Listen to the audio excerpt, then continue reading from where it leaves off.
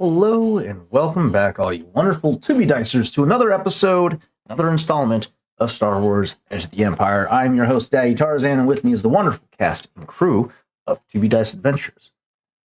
That being said, let's go ahead and get our cast roll call for tonight's episode, as we're only going to be joined by the three that you currently see on the screen now for a three-part series of the Trailblazer episode, or arc, I should say, where the parties involved are embarking on a mission to rescue a rebel cell leader. Starting off at the top of our party is Oho.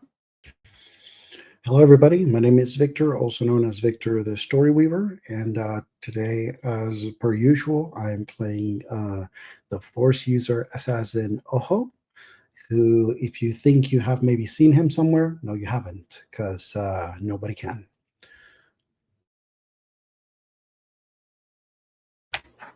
I guess that is my turn. Hi, I am Matt. I go by War Torn Knight out there on the interwebs, and I have the pleasure, once again, playing Chev Visto. And if you think that you've seen him driving illegally anywhere, no, you haven't.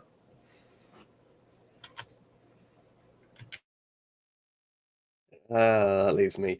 Hi, everybody. I'm Jay, at Jason V 131, and I am playing Kesh. And if you have seen him, yes, you have, because he made a massive mistake last episode. Oh, what a blunder indeed. Saying it goes without saying, if you're a special forces unit and you're making less than savory calls to an unknown region of space and saying it's to your mother, it probably isn't going to fly well. That being said, we are To-Be Dice Adventures, and we have plenty of other options available for your viewer consumership. That being said, we're going to go ahead and roll out the announcements for the slate this week. We do have Frontiers of Eberron this Sunday. That'll be headed by our wonderful associate Michael St. Gregory, who was with us for the first, who directed the first season of Frontiers of Eberron and did so so beautifully. You would have recognized the three of us in that arc. It was a great time. I played a very eccentric dwarf that loves explosions. Alfie, missed that guy.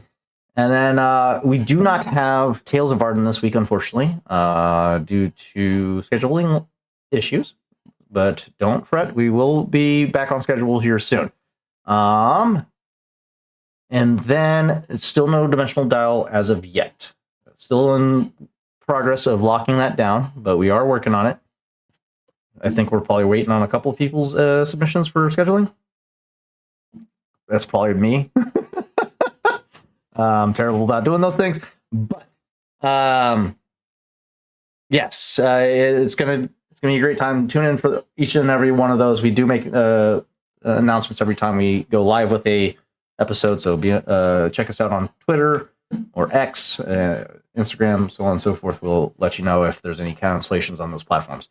That being said, let's go ahead and return ourselves to the scene of tonight's episode. Our party turned rebels by circumstance have agreed to embark on an insurmountable mission to rescue an important rebel cell leader, Rev Garland, leader of the 1st Regiment Pathfinder's Auric Squad. Garland is currently en route to a space station known as Bannistar Station, in an Imperial fuel depot that provides fuel to both Imperial assets and civilian transports in the sector. Our story begins with the infiltration team consisting of 2 experts at infiltration and the self-proclaimed best pilot in the galaxy. Their mission: infiltrate the space station and gain access to the command center and discover the identity of the ship holding Garland and meet with the demolition team in the military hangar. Will they be able to complete their mission without any obstacles? Our journey is to be diced.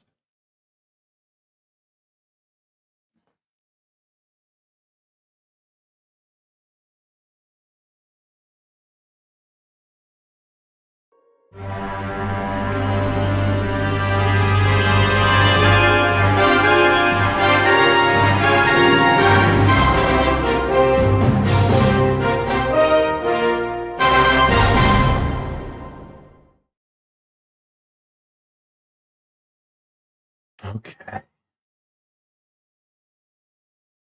Where's my music?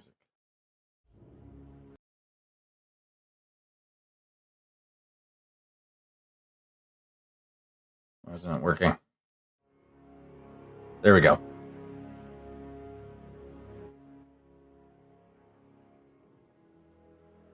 So, our scene transitions to the exterior atmosphere of Bali. To the outer hull of the Northwind Chimera, a Wayfarer class freighter. With which one of its containers? The retrofitted hangar pod or the smuggler pod container?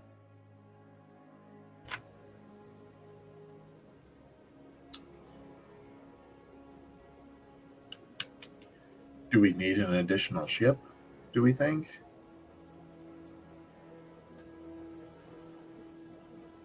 Because I'm inclined to say the smuggler's container. I think Major Brell would have leaned towards the hangar to potentially provide an additional defensible asset, but he would lean on your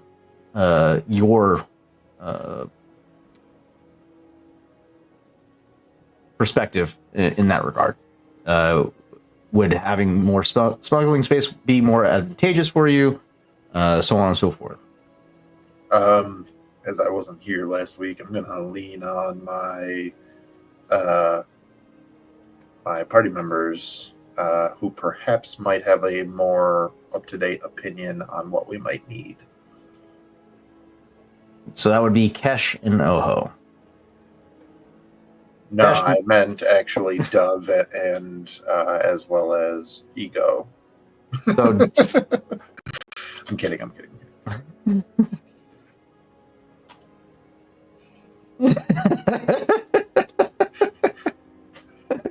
some behind the scene jabs. But Kesh and Oho, what would your guys' strategical input be?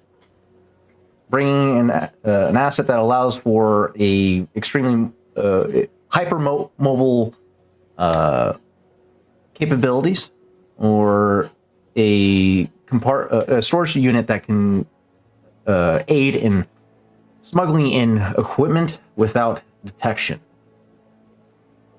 Doing so, using the smuggler's compartments would allow you to bring extra explosives provided to you by Voidfire output. That sounds important, I think.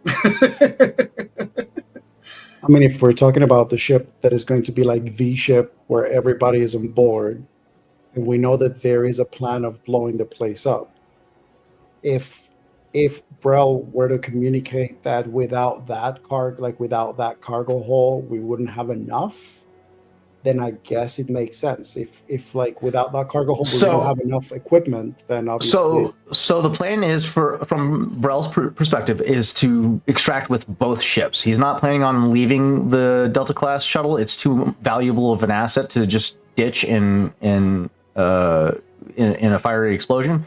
So he plans on using the Delta class shuttle to extract with the rest of the team. Whether or not it would be beneficial to take Garland to the Wayfarer or to the Northwind, or the Delta class is dependent on the circumstance where you find yourselves in positioned on the station itself. We could get him out in the smuggler's hold. That's also another potential. I was gonna say, like, if the plan is to get him to one of our ships rather than like take the ship where he is and steal that ship, if the plan is to get him and then retrieve him to one of our ships, and our cargo hold is something that we can even rig, like we could, if we know that that's going to be the case, Oho would have potentially suggested making a fake back wall on a container so that Right. basically he could go behind it. So if somebody were to open it, you can see the cargo hold and it looks empty, but then you have like a fake wall. Yeah. Right. That's Well- basically what's already on the Chimera. So quite literally, like it's already in place. If we bring that and that is our exfil location for him, it's quick. Hey, I'm a freighter. We're dropping off cargo being explosives, and we are picking up cargo being a prisoner. It's just All right. logistics. We've done this for 15 years. Sounds great. Drop off So, and pick up at the same location. That saves the company money. Cash, do you have any input on strategy? Or does the plan sound sound to you? The plan has enough logistical leeway that it has enough for improvisation, as well as having a smuggled cargo hold, as everyone pointed out, can take explosives within, can leave with the VIP. Mhm. And And also, effectively if we're not bringing the VIP back to the shuttle is clean. That's So true. anybody who leaves on it is clean. Mm-hmm. Okay. So it sounds like we're in agreement that the Northwind Chimera is currently in docked with the smuggler's compartment container. That being said, you guys will have access to 2 ion grenades, a 1 frag grenade, and what am I going to give you? What am I going to give you? What am I feeling gracious? Let's see. Let's take a look at the tools. A Death Star? No, we're not giving you a Death Star. If there are remote trigger explosives, either timer or remote trigger explosives that we could have, we will take those.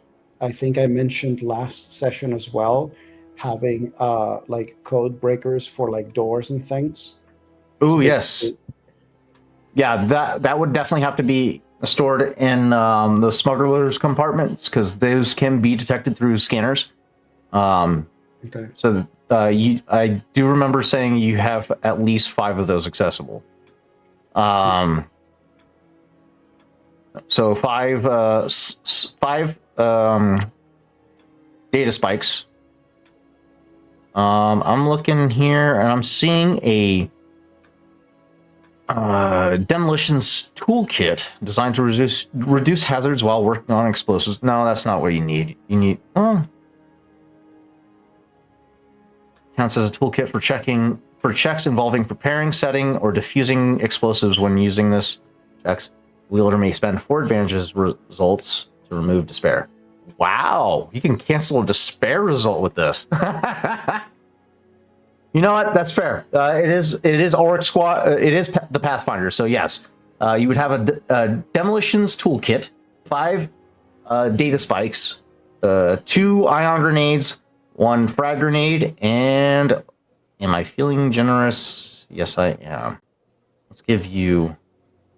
You guys already have a fusion cutter, don't you? I do not. Unless you've been saying that that's part of my mechanics jumpsuit. No. I think that has happened in the past. Was it? I think. It might have been necessity for the scene. But yeah, I'm not currently wearing my mechanics overall, so I'm not opposed to having a fusion cutter. All right, yeah. No, when you're going to need to cut shit. Yeah, let's put a fusion cutter in there as well for you guys, and that's gonna call it. That's a lot of gear I just gave you for free.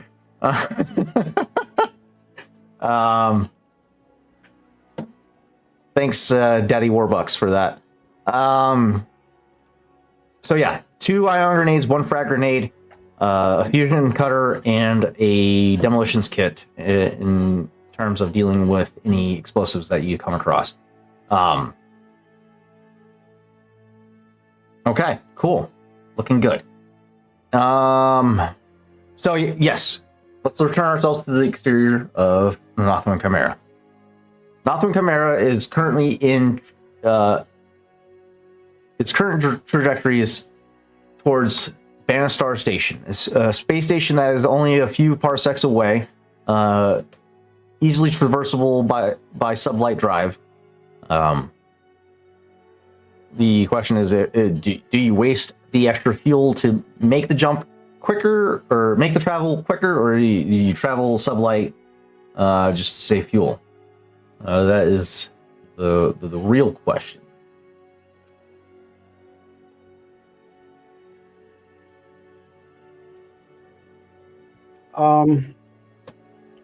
If there is no particular urgency of having to do the extra fuel, like if we know that we will be on time regardless, Yeah. I think I would prefer to not have to go faster in case there are people trying to get final touches. Like one of the things I wanted to ask was, since the moment that I showed Raul, for example, the transparent lightsaber crystal, between then and now, would he have time to actually done some of the mods that you have the option to increase some of the qualities of that saber? Increase the quality of the saber. So you would need more parts in order to do that, or materials. Gotcha. If I recall, you're talking about the additional mods that you can supplement the crystal, right? Yeah, you can increase like the damage or like yes, the defensive. Yes, quality. so you would need more materials. So essentially, I need you to spend money to increase those qualities. Gotcha. Always broke as hell. So, but yeah, in order to do that, yeah, you're gonna have to spend some money. But there is preparation available to you if you do the sublight travel. It's about a 5-hour travel distance, easily done with sublight. It's reduced to only a couple of minutes if you do a quick jump, but it does burn more fuel to do that. So the question is, do you guys want to take the time to make any preparatory contingencies, or do we want to rush in and get this mission going?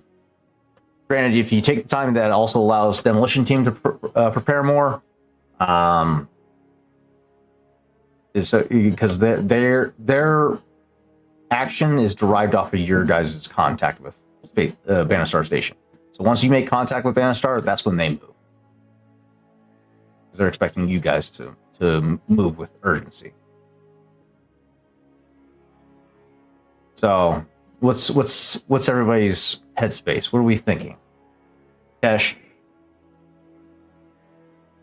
you being the strategist that Brel calls upon, what's his military brilliance focusing on? Besides this complete fuck up,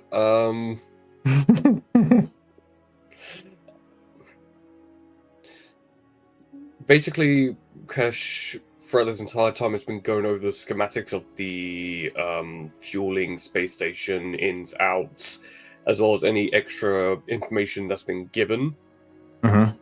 Finding all the potential weak points, sending them over to Raul and Brel on like explosive here, explosive here, explosive here, explosive here, explosive here. So effectively what I'm hoping to do is to give them at least 1 or 2 extra boost die when placing the explosives. I like it. Okay. Additionally,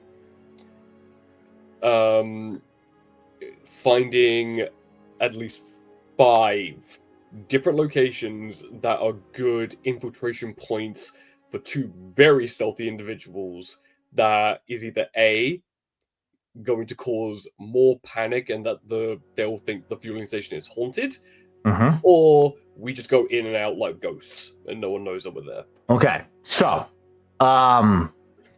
you raise a good point. Bringing up these schematics that you have, showing it to the team. You guys are looking at what appears to be a spire with two pods attached to it, but every section of this station is accessible by vestibules. Every these vestibules lead or narrow passageways that you can utilize. They're more so geared towards maintenance access and whatnot, as opposed to regular travel. So these vestibules are lined with power cables, power supply cables, fuel lines, so on and so forth. They're not easily traversed, but they do present the best route possible to facilitate a stealthy entry. However, it is also the slowest path of aggression. It will take you a considerable amount of time if you take this route. Especially if you're taking this route through the civilian hangar. There is an access point to these vestibules from the civilian hangar to get up to the command center. But it is possible. Again, it's going to take a lot of time. That being said, there's also the main turbolifts that are focalized around the spire for turbolifts, as well as this holo display is being presented to you by Kesh. He illustrates the armory section, armory and security station on the spire, the general quarters where most of the security force will be housed, the crew quarters for the non-combatants, essentially, the maintenance workers and whatnot, and then the command center at the very top. All of this accessible via vestibules, but the most quickest and efficient route is via the turbolifts. So the most public and most seen Correct. environment possible. So it's either take the slow route and less likely to be seen, or take the turbo lift and pretty much face first. Granted, you were given disguises to help facilitate stealthy entry, but you're going to have to find a way to obscure line of sight for you to don the uniforms and utilize them in its full capacity. Any public exchange of outfits will result in the uniforms not being effective, obviously.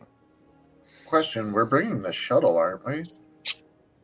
The Delta class is following you guys, but they're going to the military hangar because they are an Imperial vessel.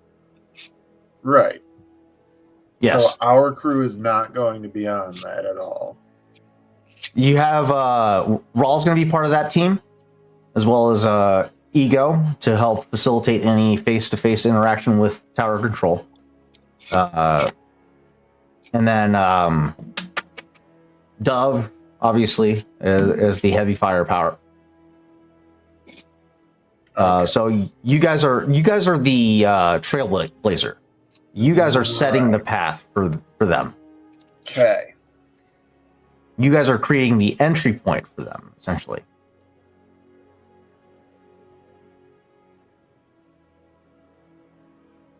Roger Dodger. Well, we have uniforms, so it seems detrimental that if we have uniforms, we're going to take the longest route. I feel like the whole point of the uniforms is to provide us the facilitate the fact of not having to take the longest route. Right. So I would feel like that's the way to go. Like if we need to go through the turbo lifts, we can. I feel like Oho would also ask if the schematics have anything that could potentially provide ventilation systems that would allow him to potentially get onto the shaft of the elevator of the lift to see if they can actually access it without having to be in the lift itself, but rather on top of it, on the side of it, something that could potentially be useful too as well. Okay. So, what you can with the blueprint provided to you by Kesh, there is a common area that is accessible to both the military and the civilians that visit this station. There is a potential point where a confusion could be created to facilitate an easy transition from civilian attire to military attire. That could facilitate your entry into the military section of the station. That is the general crew area. The general quarters. General quarters has a common space for both military and has access to both military and civilian populace that visit the station.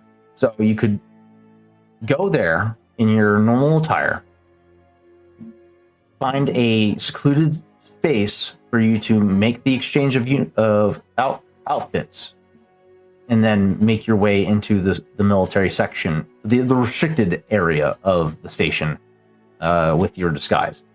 And with that gives you your plan of action on how to penetrate the station.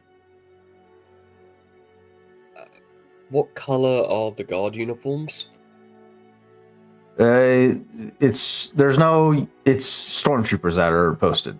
From observable, from the observable space, it's only stormtroopers that present any type of guard rotation.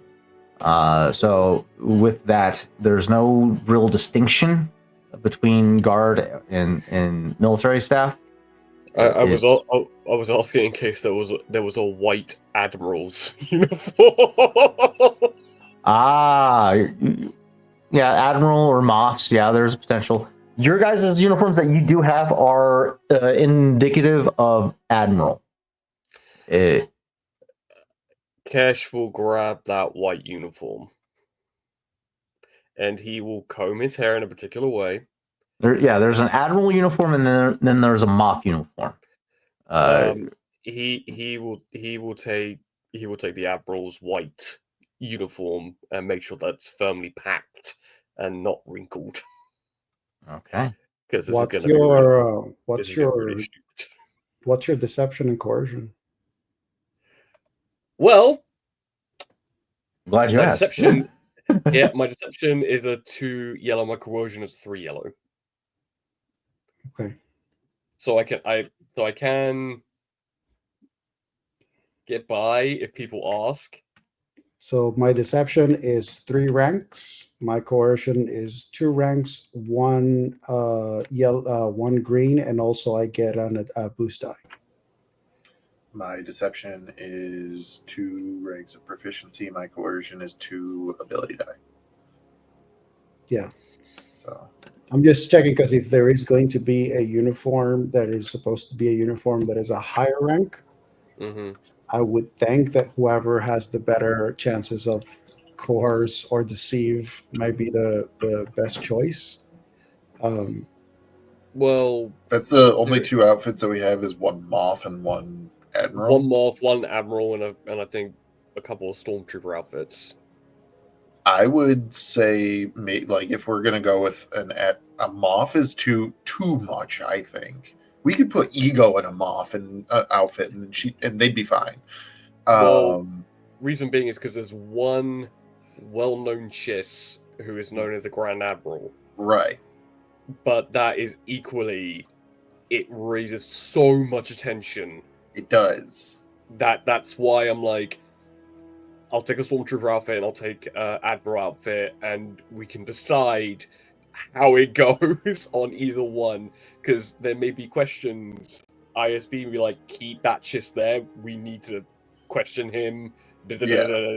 So there's so many different ways that this could go wrong.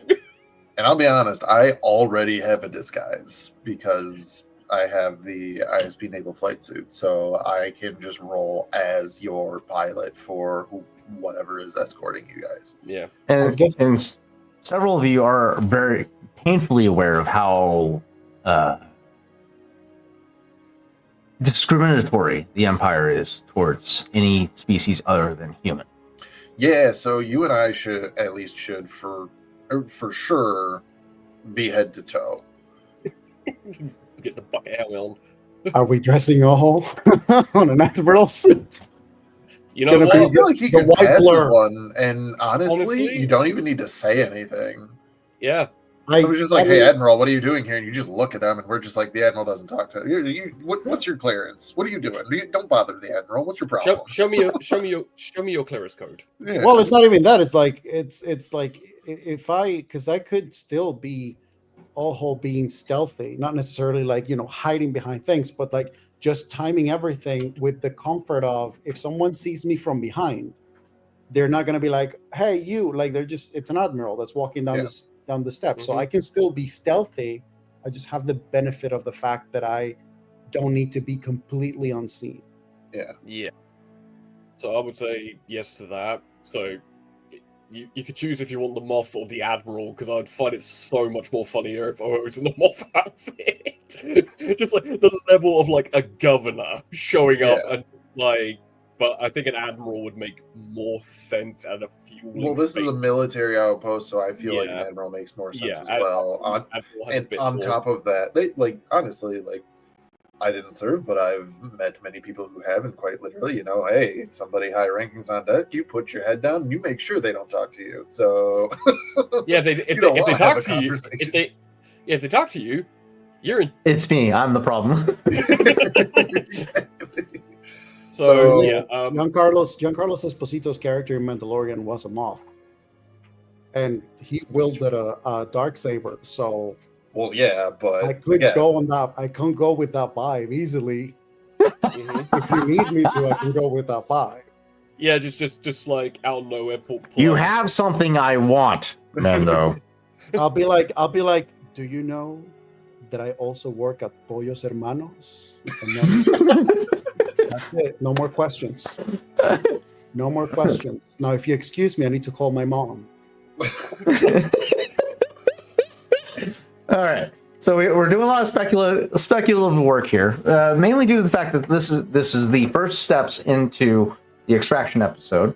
So bear with us, audience. But we want to have this plan in place for the steps going forward. Yeah. That being said, what's your guys' final decision? So I'm taking my pilot uniform in. We have a pilot. I'm Stormtrooper. We have a stormtrooper. Leave it up to you, Victor. I will take whichever one is the least suspicious. Admiral. I think Admiral is probably honestly, well, if you're talking about least suspicious, it would be a stormtrooper outfit. right. Because you're just another grunt. Mm. But it is also painfully white. Yeah. Dude, Stormtroopers. A moth uniform is more along the lines of what I already have on my stealth suit. This is true. Moff's uniforms are subdued colors, whereas the Admiral is all painfully white and will draw attention. Moff's coming through space stations is not a rare occurrence either. So it is a very possible potential for a Moff to be passing through a space station on their way to either Coruscant or their which outliers. One is going to be a more so Admiral is on deck. Does everybody go, oh fuck? Admiral, Moff's on deck. Oh fuck, a Moff's on. Which one raises more alarms for people?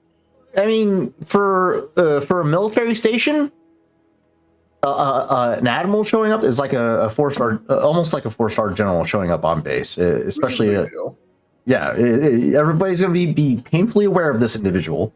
Whereas a governor or a local celebrity showing up, some people are going to care, some people are not.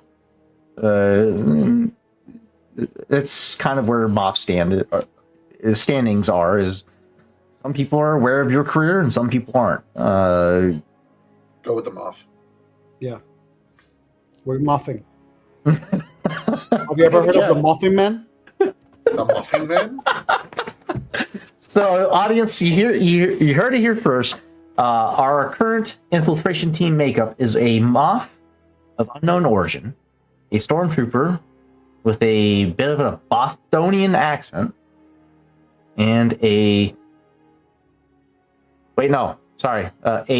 Imperial pilot with a Bostonian accent, and a stormtrooper with a very monotone and droll cadence. The Northwind Chimera escapes the outer atmosphere of Falling. Our current time at this point, or at this juncture, is 0500 AM planet side. The trajectory takes, at sublight drive, takes about 5 hours to traverse. Potentially less. With Chav at the helm, I'm going to call for a piloting check. Space. Average difficulty to determine how fast you can reduce that time, should you choose. And in the meantime, the crew will don their uniforms, stash any equipment that they don't want detected via scanners in the smuggler's compartments on the container. Go ahead. Are we suiting up in disguises on the Northwind Chimera? Or are we doing that in the station? You're probably going to want to do that in the station. You don't want to do Okay, it. gotcha. I just switched my equipment, and then you were like, "Oh, make sure that you got your disguise on." I was like, "Wait a minute." Prepping. I meant prep your gear. Right. That being said, you're probably going to want a duffel bag or something like that to carry your gear, especially a stormtrooper uniform, because that is very bulky. And I believe you guys. I mean, you got Pathfinders all over the place. Duffel bags are not hard to come by. So yeah, 5 hours pass. It's currently 10 a.m. Really quick, you asked me for a check of some kind. Oh, yes. Piloting space. Piloting space, average difficulty. That's to reduce the time if you choose to. I'll roll it, and then basically, with how much we can reduce it, I will say, what's the minimum time we need, and do that. You know what I mean? Yes. And use it as a safety net. Pilot cards. Ooh. Each success, you can reduce the time travel by 1 hour.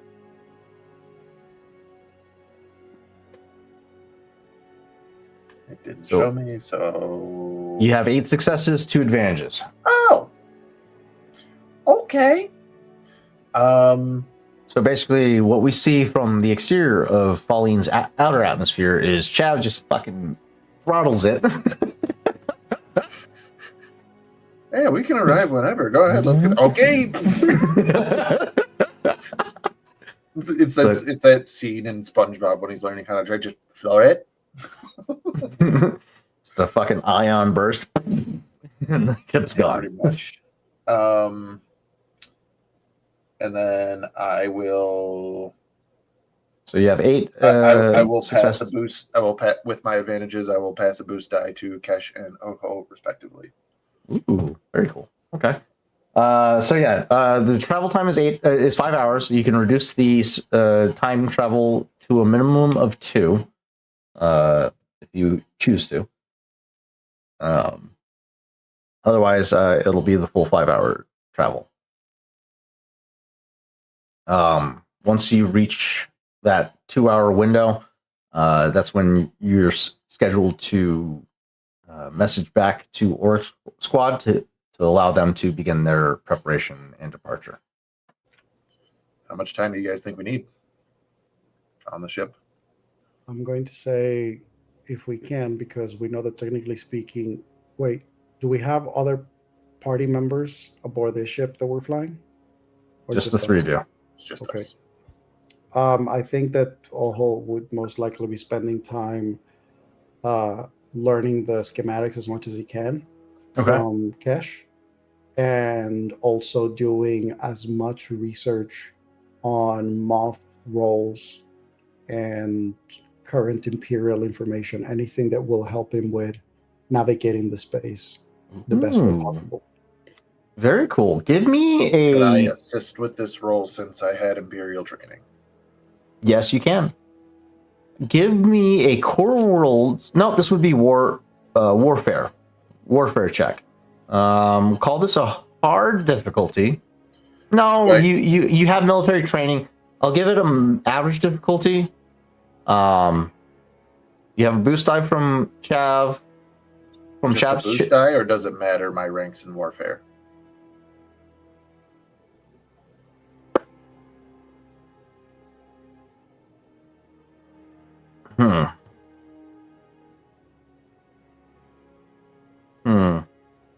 That's a good question. Because technically speaking, Oho can just ask Chav as well to be like, I'm gonna say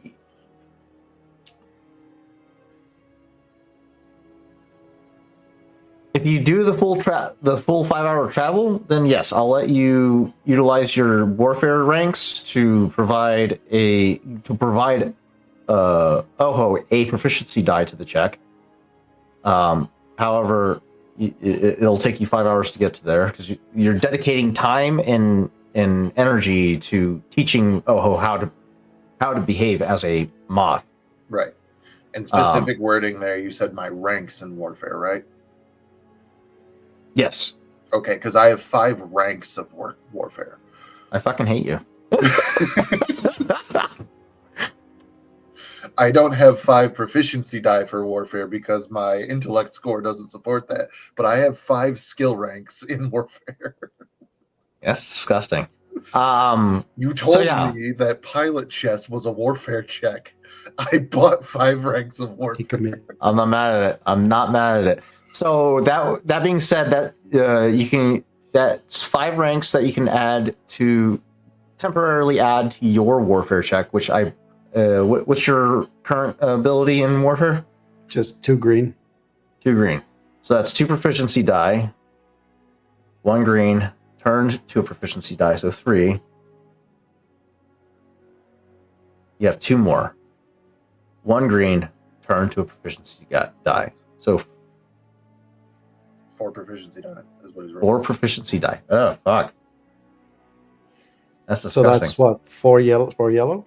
4 yellow, average difficulty. And I gave you a boost die with one of my advantages. Yes. The look on Tarzan's face is great. Just threw me for a fucking loop.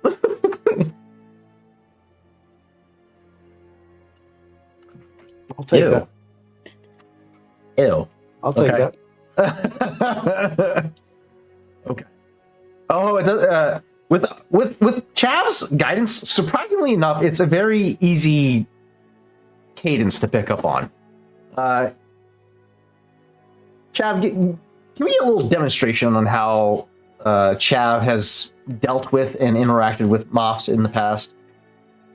I mean, I would have to say that probably what it would have been is he spent a lot of time at the academy. There's probably moths running through the academy left, right, and center.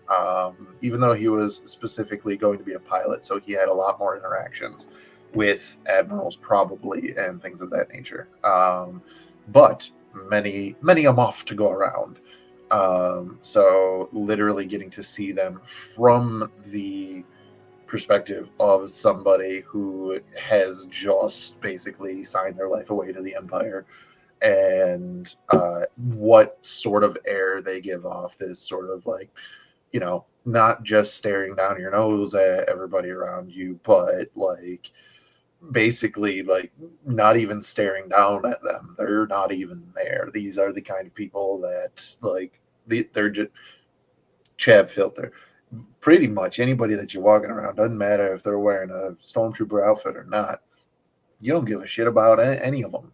It don't matter. You know what matters? Anybody who has any kind of officer rank and a higher rank than you. Also, if they happen to have the title of emperor. Other than that, you don't give a shit what anybody thinks. It is what you say goes. All right? I don't care if anybody finds us because you are always where you need to be. All right? Nobody tells you where you need to be. You go where you need to be. If they say you're in the wrong place, they're wrong. I fucking love this guy. Okay. Any future interactions with any Imperial element? You have a... I'm reluctant to say permanent. Do it. Do it. You could give me a free rank on one of the, since we spent hours on it. That's fair. You know what? That is fair. I'll give you a free rank in... Warfare?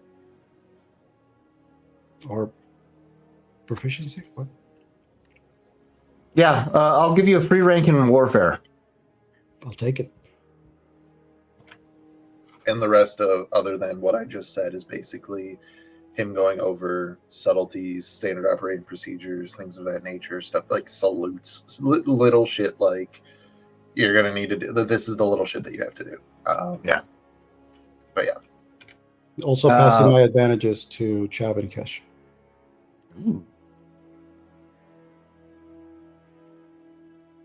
Ooh, okay. All right. I will say while they're doing that for those 5 hours, Kesh is going through like double checking equipment, as well as going through any changes in the clearance codes or identification codes. I.e., is there a way, like during that time and corresponding with the Pathfinders, for someone to send over a convincing enough clearance code for someone that Oho is going to imitate? So you're trying to forge a Moth chain code. Just in case. I don't think we'll need it, but it's like covering every single base. Okay. This is something that you guys probably would have been able to execute back at Voidfire Outpost. So let's go ahead and make a computers check, daunting difficulty. I'll give you 2 boost die with the analysts that are available to you. Okay. And then with the advantages from Chav and Oho, you have 3 additional boost die. 1, 2, 3. Okay. It's a good thing too, because I've got 3 green in computers, so this can go really shit. Yeah. So we'll see how this goes. Yeah. Okay. You guys are on a fucking roll today, apparently. All right.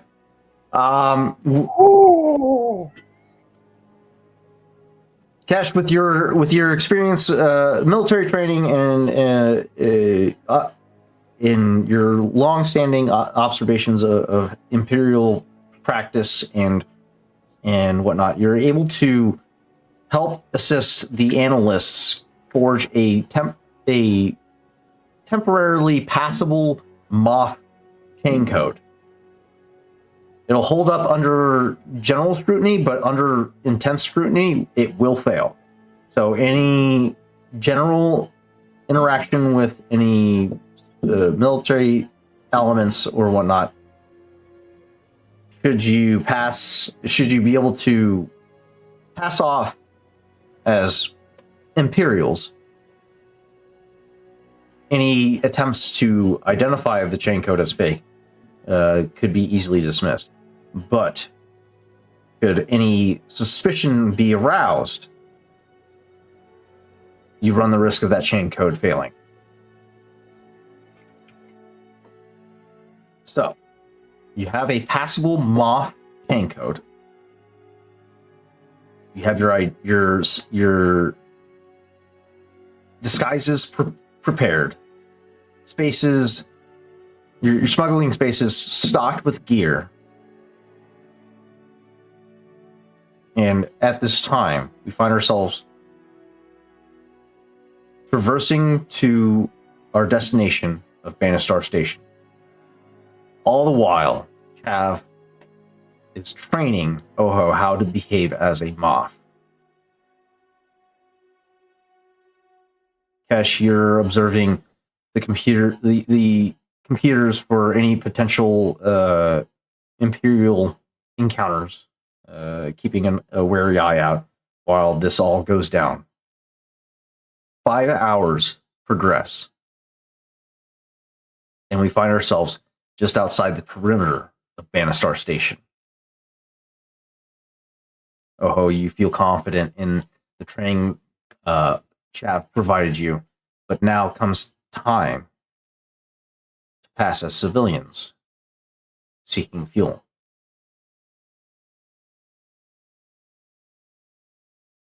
As you enter in Bannistar Station air controlled space, you're then hailed by Bannistar Control. Incoming vessel, this is Bannistar Control. Identify yourselves and state your purpose.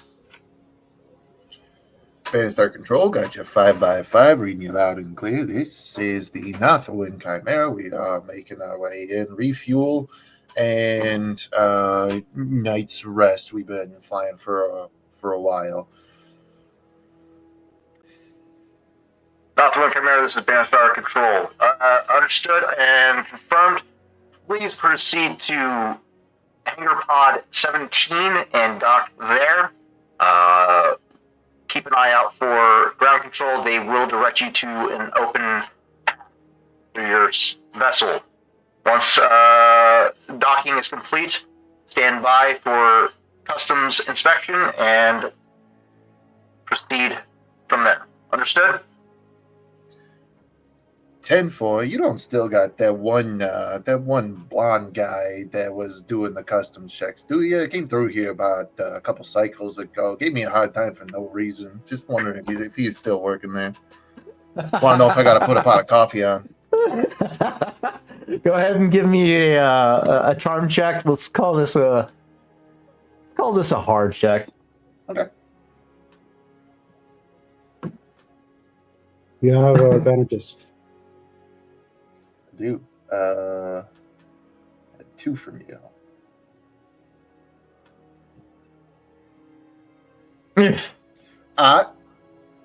Natural charmer. I will be rolling that again.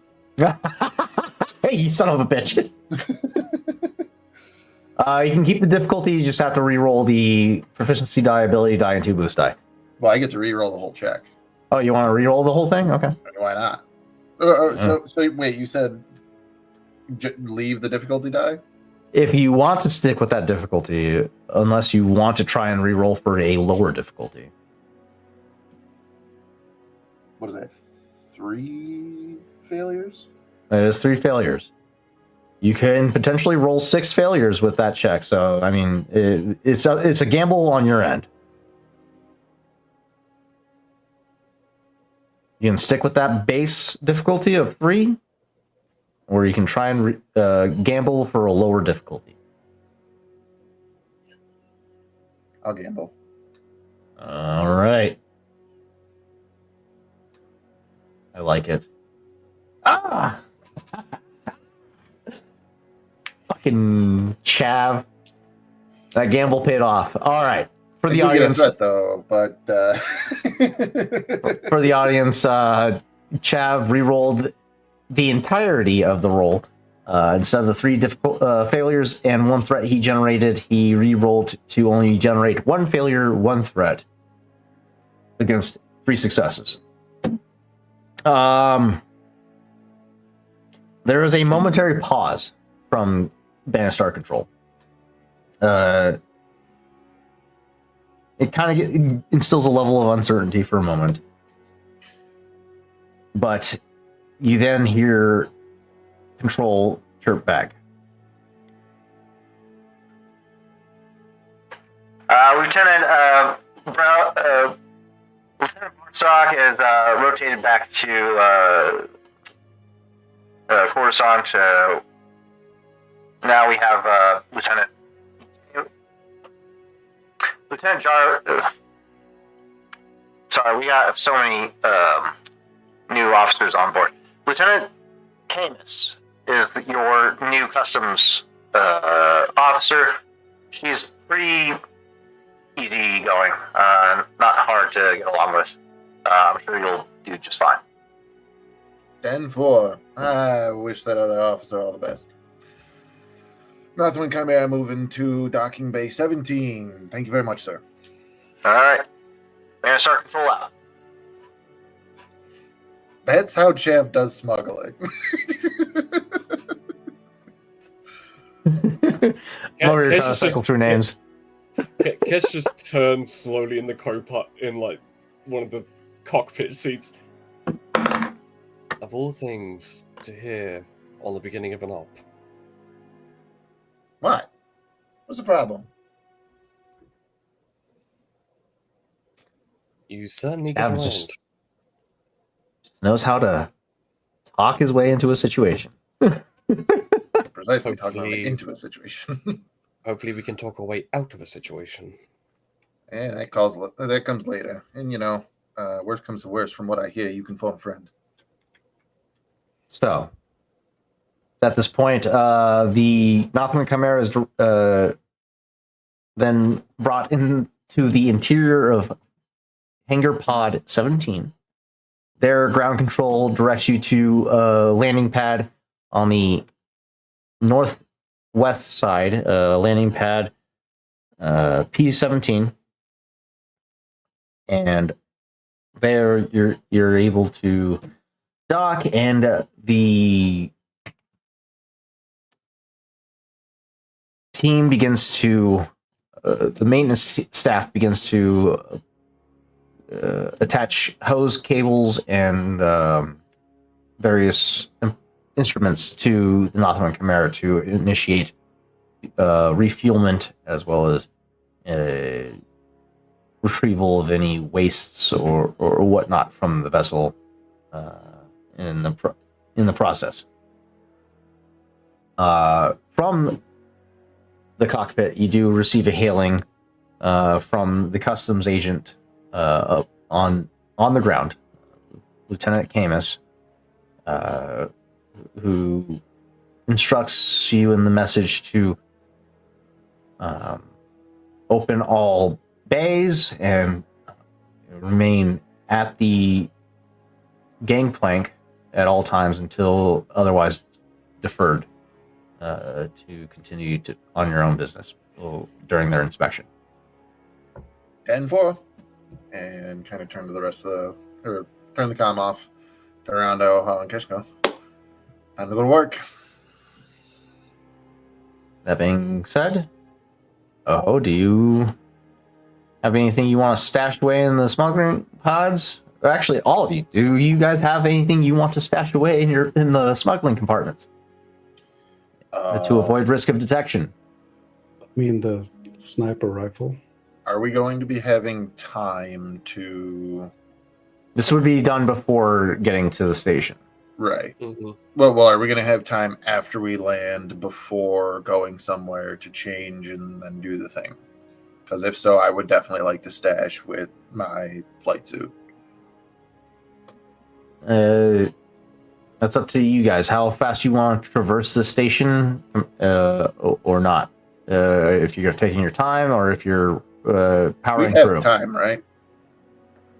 You guys took the 5-hour window, so once you guys were outside, or once you guys reached Bannistar controlled space, that's when demolition team begins to mobilize. So they will be 5 hours behind you guys.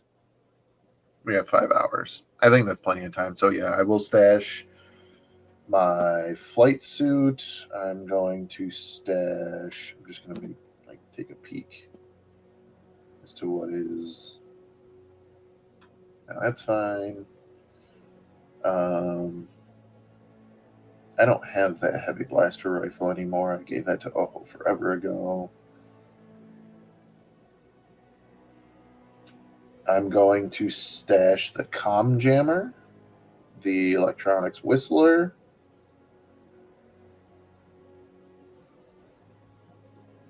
Oh, and then my spice. It's just 2 doses. It's not like I have a crate.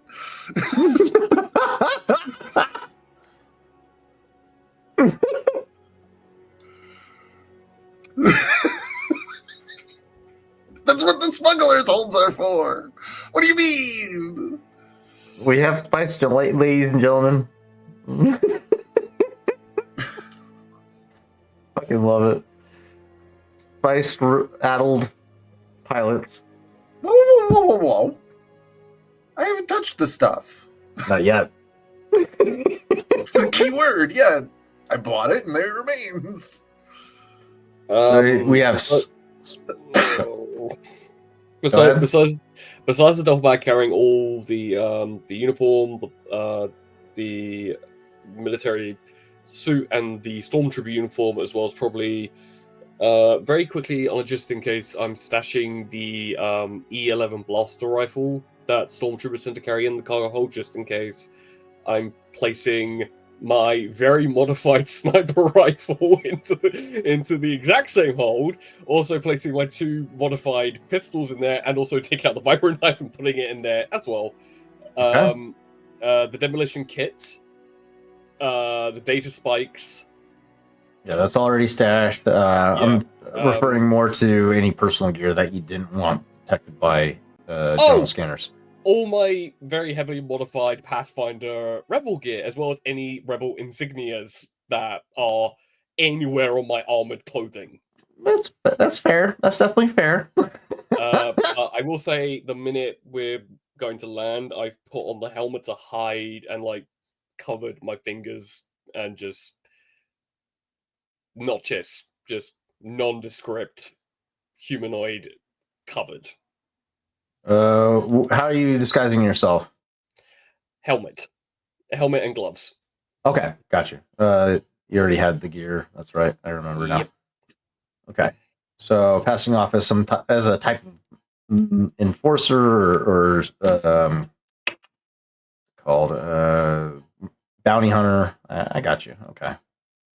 All right. So, in walks Lieutenant Camus, a blonde-haired young woman, human with green eyes, fair skin, accompanied by a entourage of 5 stormtroopers. They look at the 3 of you as Camus begins to keeps her focus on the computer, the general scanner in her hand. Identification codes and your intent or intended destination. Chev has it ready for her before she even starts speaking. Just immediately starts handing it over. I do believe that our good buddy Killbolt wiped everything, so Chev's gonna go back to his old ways and just flat out right away with it. Che visto nato in Chimera. We just dropped off back on insert applicable planet name here that would make sense from where we came from. Going to do another pickup in insert applicable planet name here because I do not know the map of the galaxy. But Chav fucking does. That's fair. You guys would have came from Pauline, so I mean, the trajectory is in line with what your destination, your left destination. With your trajectory, because Pauline's just east of or west of Banastar Station. I don't want to say Pauline. No, So, no. A VCX just shot up a fucking hangar bay at Fauline. I don't want to say anything about we left Fauline. I don't need them to say, hey, a Wayfarer class medium freighter also left at that time. A neighboring system. Okay. Let's take a look at the galaxy map here. That's what we got it for. Cheerio, old chap. Or it can just be nondescript planet for now. Whatever works for you. Majesty Lord GM. Let's go with That's a good question. We're at Falling. You guys went to Banastar. There it is. I see you. You're southwest. Drunken Well or New Cov, Calabra, Zolan, Ando. Let's go with Monastery. He mentions Monastery. Let's see what the wiki says about Monastery. Just see if that brings up any red flags for the Imperials. If not, if it does, then we'll go with something else. The Religious Order of the Sacred Circle. Okay. Yeah. Perfect. He came from Monastery on a delivery of excavation equipment to help facilitate in the discovery of some of the sacred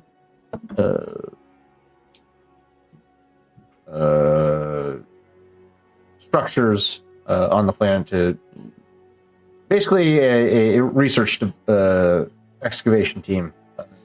Equipment. So long as it is like not shady planet to not shady planet, because I don't want to say something like Nar Shaddaa, and then they're gonna be like, "Oh, this guy's smuggling something," and take that second pass, maybe. Gotcha. So yeah, you traveled to Monastery, dropped off the gear, went to Banastar to refuel, and you can head anywhere from there. Probably the most diffusing destination would probably be Coruscant. Works for me. So yeah, you use that as your second heading, and Lieutenant Camus nods. All right. Thank you for presenting your identification codes in a timely fashion. Our first rodeo. So your freighter. Okay. We'll make note of that in the manifest. Refuelment will cost you 50 credits per cell. It looks like you're about 6 cells depleted, so 50 times 60, 3,000 credits for refuelment, and any maintenance Too many required. zeros. 6,000? No, that's more. 50 times 30 6 is 300. 50 times 6, 300 credits. Yep, you're right. Jeff just kind of like puts a hand up and goes, "Hey, it's a Monday." Yeah, that's fair. Whether or not it is a Monday. Tarzan don't know how to do math, apparently. I'm over here adding way too many zeros. I'm thinking 60 and 50. 6 cells times 50. 300 credits for refuelment. Another 250 for landing pad reservation. That's a lie. 50 credits for landing pad. And any maintenance fees required will be additional fees. You have full access to the general quarters of Banastar Station. Any attempts to access any of the restricted areas can result in your detainment. Not a problem. Understood? All right. Please remain here while we conduct our preliminary investigation of the shuttle. Is there any contraband or weapons aboard the vessel that we should be aware of? Normally, this is the point that I would say just these guns and I would flex, but that's 10 years ago. So no, we ain't got nothing. Yeah. With that charm check, she does kind of she does give out a chuckle. I was gonna say, not an attempt to flirt, but like kind of bring levity to the situation. Like that's all that it's the intent. Yeah, with that charm, yeah, she definitely. I'm reading the situation as like like me role playing Tarzan can't do math. Is like her just doing a stumble of a 0 because it's just been a day, and him just kind of like just trying to make you laugh a little bit. Yeah, I know it's been a rough day for you. I'm not giving you any issues. Just do your Yeah. research. It's all good. Yep. Okay. So this is going to be a hard check for her. I believe there's also additional benefits or penalties for her scanners. What are those penalties? That's a wonderful question, Tarzan. I believe setback die. Please hold. I think while Chav is figuring that out, I'll point out that Hoparoli also is wearing some sort of visor headgear Okay. as he's dressed in, like traveler mechanic or whatever Gotcha. normal clothing we would have been able to put on top of his stealth suit. Gotcha. Yeah. Okay, go ahead and just give me a general stealth check, just to remain as, just to maintain your presence as, just to dismiss your presence in a way. I'm not particularly trying to hide right now, just playing Right, the but part. trying to avoid outright attention is what I'm trying to refer to. What difficulty?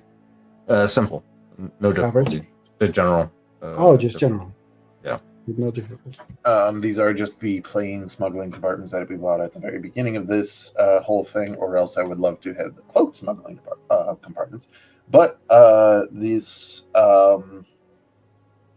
we have it is a smuggler's hold that is up to 75 of the Nothwan Chimera's encumbrance that we can hide shit in, and it increases the difficulty of checks made to find compartments by +2. And with everybody's permission, I feel like this is kind of important. I would like to cash in a light side token to raise that even further. To increase it to a challenge. Does it increase the difficulty or does it upgrade the difficulty? It says, and I quote, increase difficulty. So Okay. that sounds by 2. So that sounds like if it's an average, it's supposed to be daunting or formidable. I forget the scale. I was making it a hard check, so that would increase it to formidable. It sounds like you want to upgrade it by 1 with the light side token to make it a challenge of 1. Sounds good to me. All right. So, and also, she likes me. She does like you.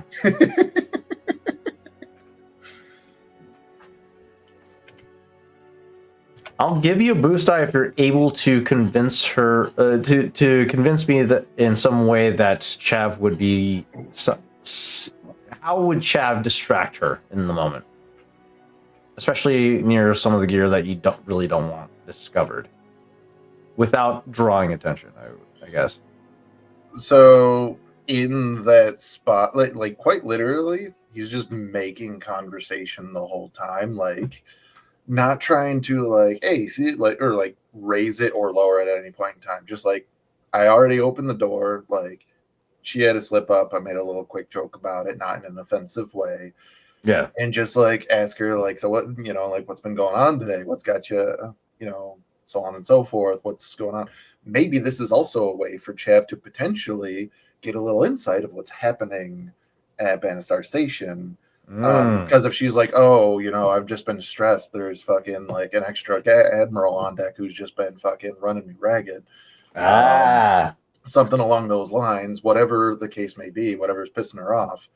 Not gonna pry or anything. So if she's like, I don't want to talk about it, like just kind of go into just small talk the entire time, whatever it is. And again, not flirting. That's not Chav's MO with this. Ego is not present. There will be no flirting. All right. Okay. So formidable difficulty with a challenge of 1. I'll add a boost die with the a setback die. Not a boost die, a setback. Sorry. To don't help her. Facilitate the chatty nature of Chav Visto. Yeah. Let's see how it goes.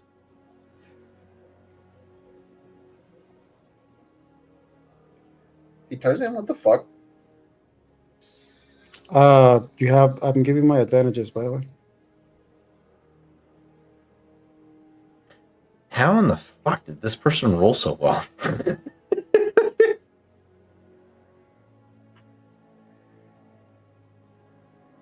3 threats. I'm going to, because I know that Chav said that this is important. I would like to use my once per session sense advantage to give 2 black die to an NPC's skill check. Okay.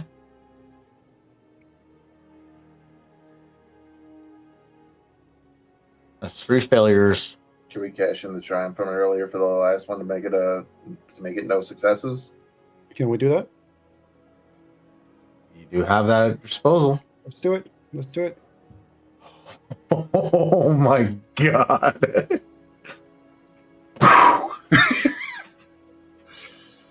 That okay for the audience, because we don't have the table displayed today. Lieutenant Camus conducted a computers check to conduct a general scan of the vessel. She generated on her check 3 successes, 3 threats. With Oho's quick thinking and utilizing his once per session ability, added 2 more failures with those 2 setback die he was able to generate to the check, as well as cash in the only triumph they had left, generated so far, to cancel out the successes that was generated by Camus's scan, leaving her with only 3 threats generated on her skill check.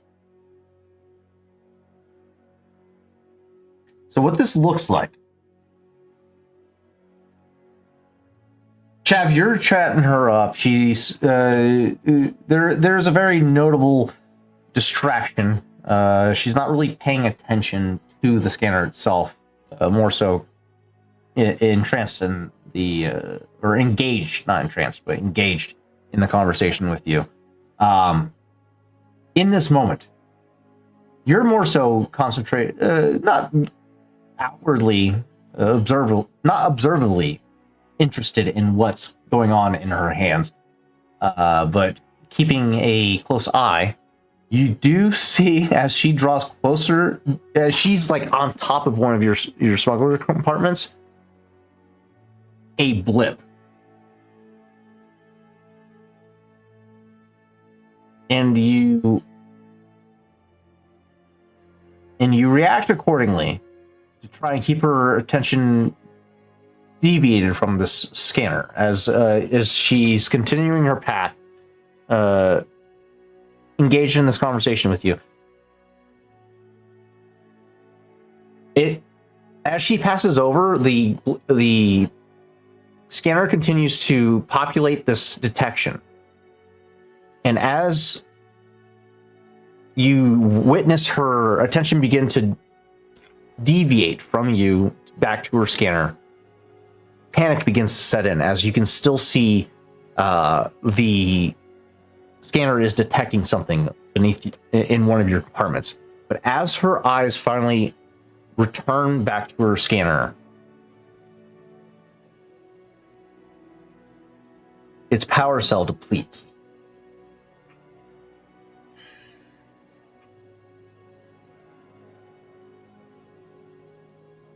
She looks at it, shakes it a couple times, hits tries to reactivate it, and she becomes frustrated. Blast it! I thought. Hey, I get you. That's them Imperial batteries, man. Everything that I've ever seen that runs runs on Imperial batteries. For some reason, I don't know where the second that you need it, battery depletes, and then it's like you're dropping out of the sky suddenly. Quartermaster must have forgotten to charge the the scanner. According to my readings, it seems like you're in the clear. Apologies for the disruption, but go ahead and give you all clear. You're free to move about Banastar Station at your will. Please, again, remain in the general quarters or aboard your vessel during your tenure here. Apologies again, and enjoy your stay. Appreciate you, officer. You have a good rest of your day. Hopefully that punch-out time comes sooner rather than later. She smiles and turns to her stormtrooper entourage, and they all begin to disembark the Northwind Chimera. A breath of relief washes over the group of you as the realization that you were almost discovered due to, as you go towards the smuggler port that was detected, you realize that the panel itself wasn't properly seated to create a magnetic to close the magnetic field that helps obscure its detection. That magnetic field was broken, and therefore it was able to pick up momentarily a signal of contraband. Jav just kind of like puts his foot on it, slams it back into place. Very, like, or not slam, like kind of slides it back in place and kind of like sighs and shakes it and goes, "Fucking rookie mistake." All right. Well, we have the run of the station. One Drinks. too many, but I'm glad we got through. So what is it? Drinks, food. What are we thinking? Change. And like with that, like he's just gonna kind of look over to make sure that they are down the gangplank and everything else. Oh yeah, you want to get out of your clothes and not be so damn smelly. Yes, I would, but also just shuffling in a way that I'm out of sight and just picking up my vibro knife and the E3, the E11 blaster rifle and putting that in the duffel bag because we're now past the scanners. Yeah. All right. You guys begin to offload, don the gear. Not don, but yeah. Anything that we don't want to be seen goes in the duffel bag that I'm carrying. So just that way, because if I'm dressed as an enforcer / bounty hunter, then it makes sense that I'm the one carrying the bags. Yeah. Hey, Tarzan. Yes. How much explosives do we have? It was the 2 ion grenades, 1 frag grenade, and well, yeah, but I thought that we were also given explosives to potentially make a big boom. That was the demolitions kit. So then Oho has that. So alrighty, that's all. Then that is on our person in a nice concealed way, and also on the stealthiest motherfucker that can be. So if they're like, "Hey, isn't that?" He goes, "No, it's not." So the demolitions toolkit that will facilitate any need to implement explosives. I mean, that will allow you to repurpose grenades in a fashion if you choose to. But the main demolition gear is going to be with the demolition team as they are prioritized. Do we have a particular instruction for the one demolition toolkit that we have? Is that meant to be placed at a particular location? No, that is for your use explicitly. Noted. In case you encounter any explosives that are meant to deter any interaction. Granted, this is a fuel depot. Explosives are probably very frowned upon here. But, yeah. So, you guys have free reign of the civilian hangar. Let's go ahead and turn to the map for you guys so you can see what you're looking at. Is anybody able to share the VTT, or is it going to overload anybody's internet? No? Listen, buddy, I'm sharing RPG sessions. Yeah. if I open Forge, my computer will crash. Yeah. No, let's see.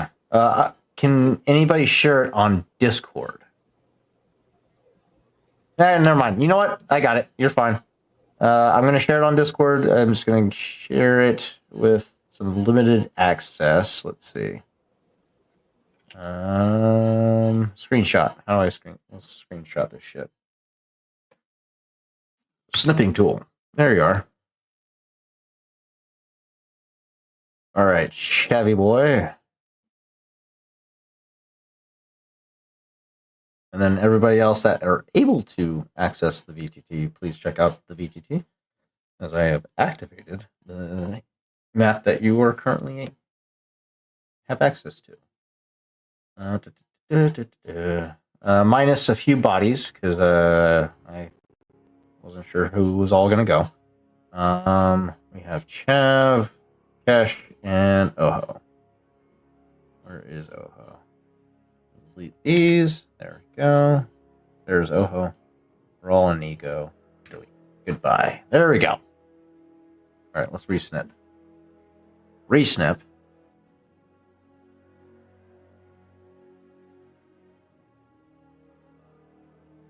There we go. Okay. Bam.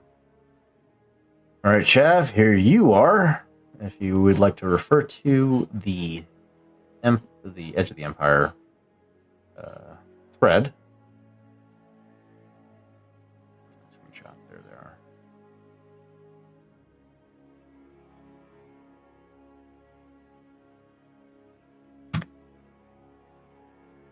Okay, there we go. That is what you're currently seeing. So you can see the security staff and maintenance personnel moving about the space station. Let's see. Let me pull up my full description here. We are in the civilian hangar. This hangar is designated to smaller civilian craft that cannot connect to the external fuel lines and docking tubes. Nestled at the center of the fuel pod that stores the fuel funneled up from the planet below, all forms of blasters and incendiary weaponry is extremely forbidden. Strictly forbidden from use while docked on the station.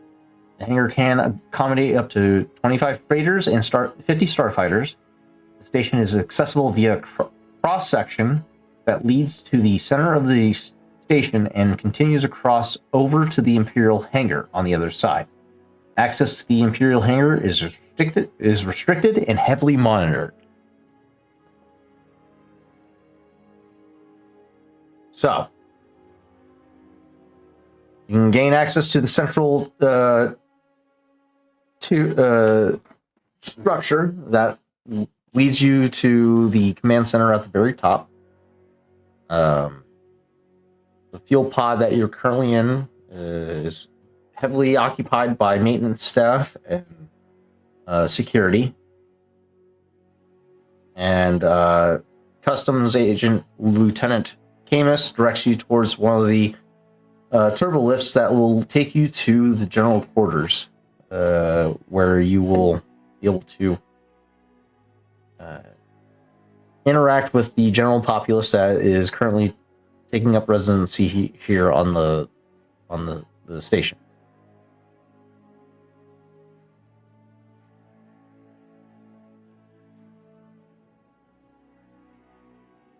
What is everyone's plan?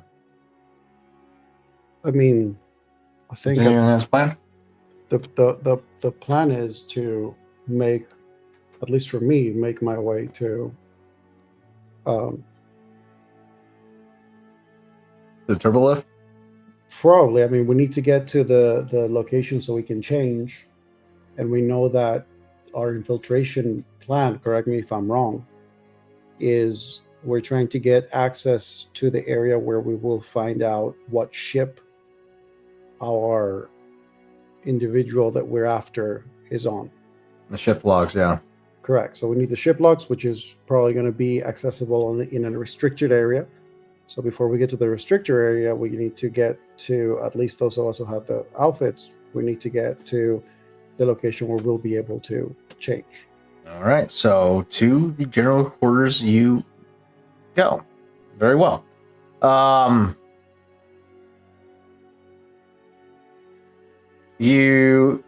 three of you are able to traverse the interior of the hangar unaccosted, generally. But the amount of military presence does kind of raise a cause of concern for you. This hangar alone has a very strong military occupation. As you're making your way through, there is a level of concern that generates for you. But you make your way to the turbolift just fine with no impediment and ascend to the general quarters. Question. Yes. You're saying that it seems severely, the security on it seems to be quite severe. Are we talking like the severe that we were expecting severe, or are we talking about this is way more than we anticipated? This would be something that Kesh would have anticipated, for sure. Okay. Just double check. Strong military presence, especially at a station that has been previously attacked once before. I just wanted to know if it was the kind of thing where it's like, oh, may just like look at some other civilian and just be like, hey, any idea why it seems to be like they're so loaded up? But if it's like what we were expecting, that's fine. Yeah, no, it's definitely something. Officer mention anything? She did not. No. Damn it. Additionally, because a tank got, there was several rebel activities on Varlene, which is close by. Kesh would have made it very abundant to everyone on the 5-hour journey that security is going to be double initial intended, and also relaying that towards Brel and the demolition team of like security is going to be heightened. Like everything he's seeing is basically being relayed. Yeah. Yeah. So Brel, prior to your guys' arrival, would have advised that there would be strong military presence. As you're making your way through, that presence is very much confirmed for you, Cash. Although it does, like the operation at Forward Operating Base 4Z, you guys are very much undergunned for sure. So the odds don't look great for you should things go down. But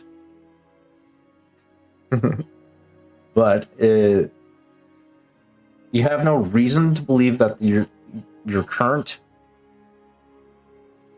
plan should fail. So you take solace in that fact. You guys make your way board the turbo lift and ascend to the general quarters. Here at the general quarters is a 4,000 square foot module. Starting from port side is a rec room space, an athletic sports chamber, a weight room space, and calisthenics and cardio space. Bow side is a smaller space of basic entertainment, couches with another section of Dejarg and sabacc tables. Starboard side is dedicated to education and self-improvement and development. Walls are lined with rows of shelves with holodiscs of various forms of educational material. And at the center of the module is a row of holo terminals with full access to the holonet.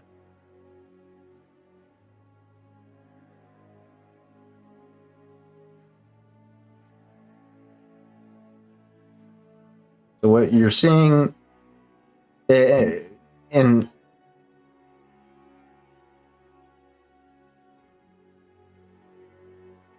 did I leave out a section? I did. Starboard, port side, aft. At the aft of the general quarters is the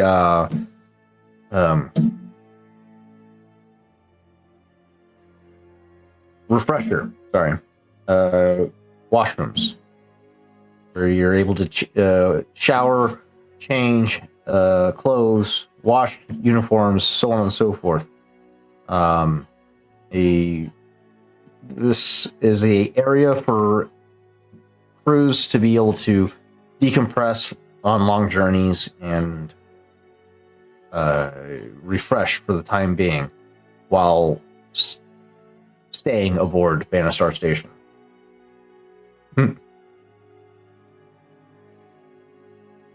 There you see various crews, both military and civilian and private sector alike, all integrated, engaged in recreation, sports, and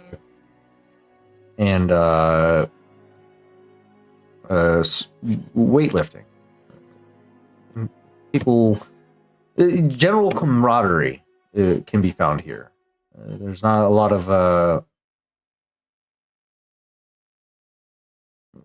of distinction between the crews or segregation. The only people that do tend to stick to themselves is the Imperials for the most part. They will either occupy a certain section of the general crew area, but their presence is lighter in comparison to the civilian presence. The host cooking with something. There are Imperials located in some of these like recreation or like common places. Yes. Considering the fact that one of these places is like a fitness place, would I be able to spot if there is a Imperial officer who, because of the fact that they are carrying light because they have to work out, they need to have their comm close to them but not on them?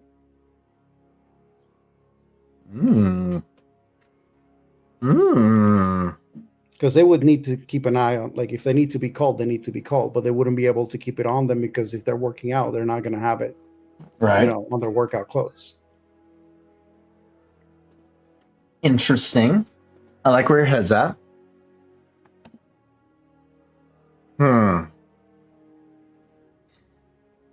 Give me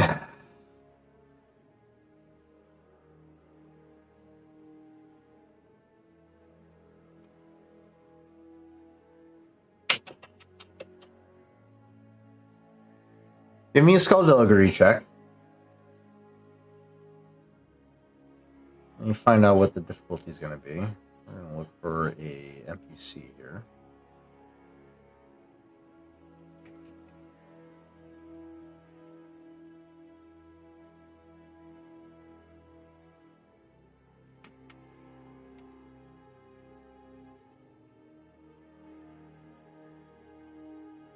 Let's go with this guy. Why not? Let's go with this guy.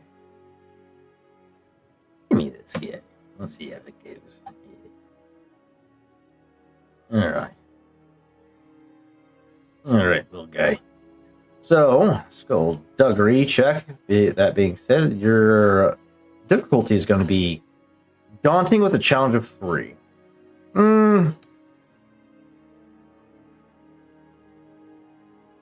It's not him that's carrying it, so it's going to be his entourage.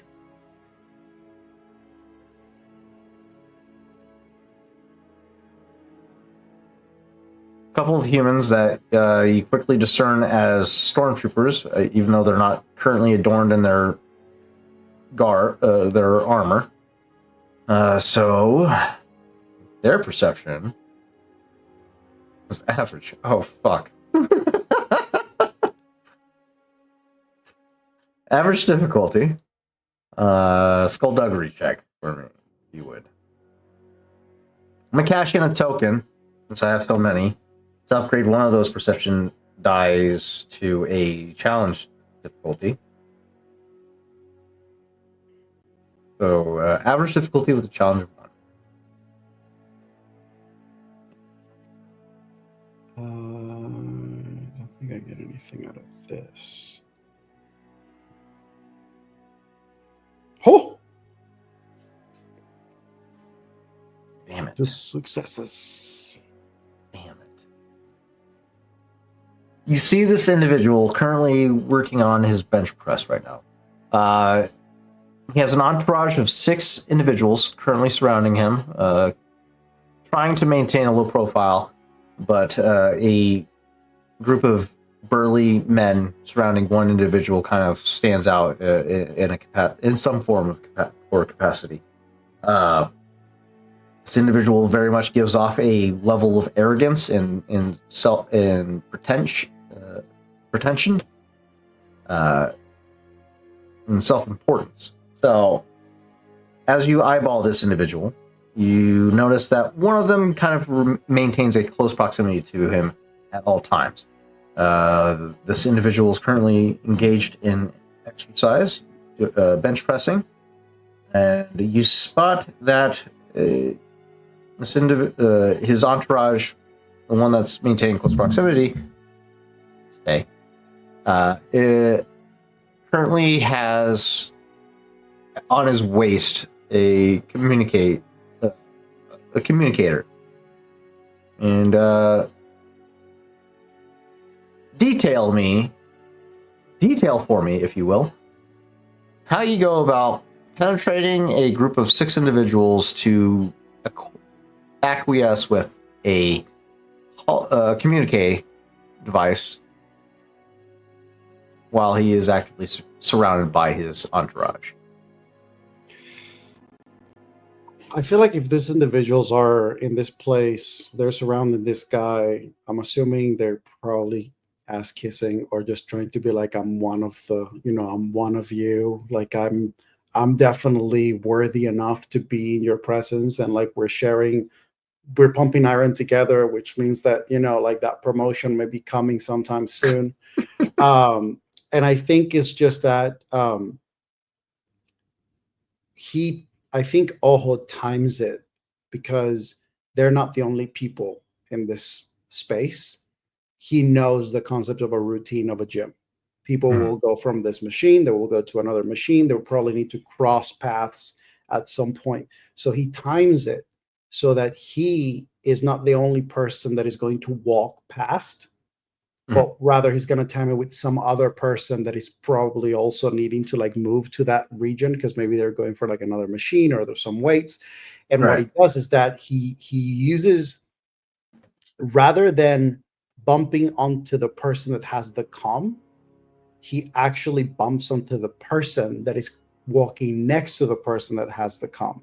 Okay. But he makes it gracefully so that when he bumps into this person, his bump makes him turn so that this person hits the person with the comm, makes him stumble. And as that person is stumble in the direction that Ojo is sort of like spinning and turning to get the direction, he just in a quick swoop of a spin, he just plop, and then he's gone.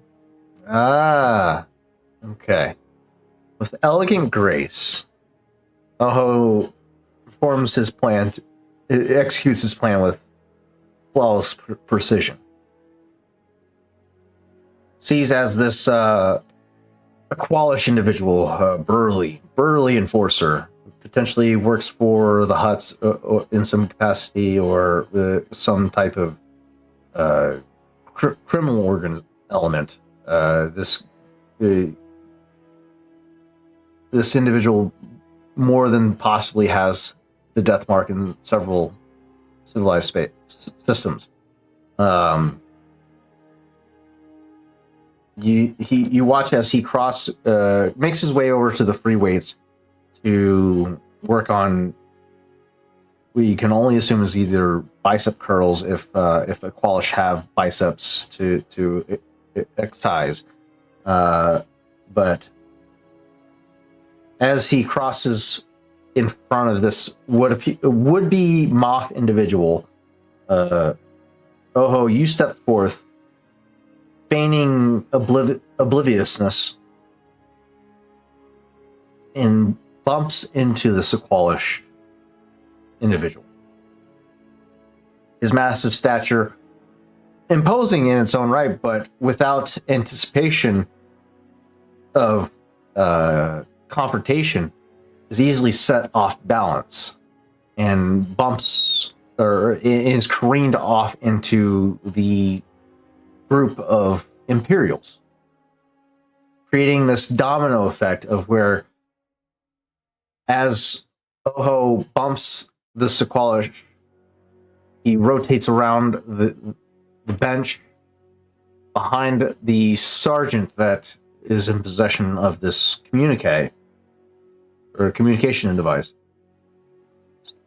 positioning himself directly behind him to, as the Aqualish stumbles into the sergeant stumbles backwards. Oho's hand precisely placed to intercept this device with the utmost delicate touch. And before the sergeant is even able to center himself, Oho's already gone with the device in hand.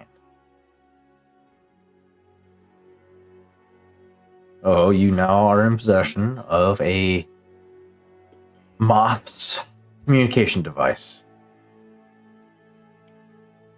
I would say that the thing that Oho does is make sure that with his regular equipment that he would have is he makes sure that he pairs the device to his earpiece so that the communications is not just flaring out, but rather he's actually has an earpiece where now he has whatever communications that are happening, he has them in his ear. Okay. All right, guys, let's make some long distance phone calls. Mom, et tu? Okay. Is there any other preparations that the infiltration team would like to make?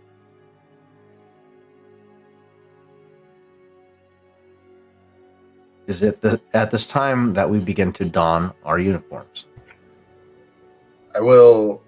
Maybe this is part of preparation, but it's going into the donning of the uniform parts. Knowing that we are going to have to cross into the military, the more military section here, what is the closest place that we could make this change to the entrance to the military section of the base?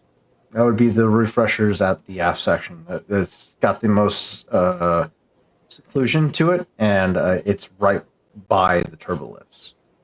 Perfect. Granted, you'd have to pass by security checkpoint in order to gain access to the turbo lifts that has access to the command center. Right. That is the biggest. That's fine. I'm just looking for the shortest distance between A and B the second that we put that disguise on. Like, I don't want to go and change at like the gym if it's at the opposite end of the station and then walk the whole distance. Yeah. The refreshers are at the aft, and the turbo lift is at the just north of the aft, in the center of the general quarters. So you guys make your way into the general quarters or into the refresher. Secure your own changing rooms. I'm going to need a party stealth check. Let's make this a hard difficulty, as you guys don your uniforms without drawing suspicion. You're rolling the difficulty, I'm guessing? Yeah, I'll roll the difficulty on my side. You guys just roll the stealth.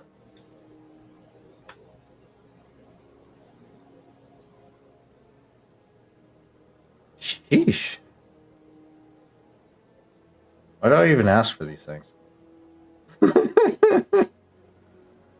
We got ourselves to triumphs, everybody. And we have, let's see, 16 plus 9. It's literally 25 boost die? 25. 25 boost die to just pass around. Mhm. Divided by 3, that is 8 minimum. And then an extra 1 just kind of hanging out. I need you to quit being crazy. Oh, wait, hang on. We each have to reduce 1 for the threats. So that's actually 22 advantages, meaning that we get 7 apiece with 1 hanging out. I'm gonna fight you. This is the idea. Wow. You gave us an infiltration mission with 2 heavily stealth individuals. And then 1 asshole who just has 7 agility. I fucking hate you guys. All right. Listen, what do you expect? You're asking us for stealth to the It's a good stealth. thing. It's a good thing I got fucking thermals in place. We'll see. What I'm are they joking. gonna do? Watch our thermal thing just start to change, and then there's a Just gonna see gonna leave people it there. moving in a station with a lot of people moving. Great. yeah, really. The only you thing guys, that's gonna raise suspicion is when we all go to change, and then there's a very large heat bloom between each of our legs. you guys don your uniforms quickly and quietly, and emerge from the refresher concealed in your new identities. In possession of not only a forged Moth chain code, but a communication device that has access to untold regions of this station. Now, accompanied by what appears to be an Imperial pilot and a stormtrooper, the 3 of you possess a commanding presence as you make your way towards the turbolift. I'm going to need a discipline check from all of you at this time, as I know this is definitely not your fucking forte, except for Cash, maybe. What's the difficulty? We're going to call this a hard difficulty. Yeah, a hard difficulty to do. I have the difficulty on my end. You guys just perform a discipline check. I'm gonna. You just have to succeed. We have how many? I'm gonna cash in 2 of my 7 boost die. Same.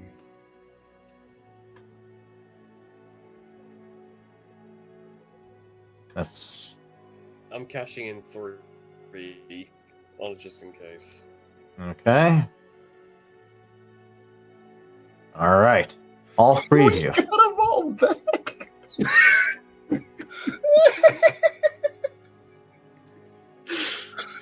All 3 of you. That's fucking wild. We netted 1. Well, technically, I can only give 1 though. Right. It's not a pool, so like I cannot Right. We gotta take separate. out. Okay, so actually, I generated no advantages. Honestly, we didn't generate it because there's 5 threats on the board, so we actually all have a threat. You guys all make your way to the checkpoint, or to the turbolift, passing by the civilian accessible turbolift, crossing over into the military turbolift. There stands 2 stormtroopers, observing your approach, identifying Oho as a Moth, and accompanied by an Imperial pilot and a Imperial stormtrooper. They both, with your discipline checks, take a stance of salute as Moth Oho crosses the threshold.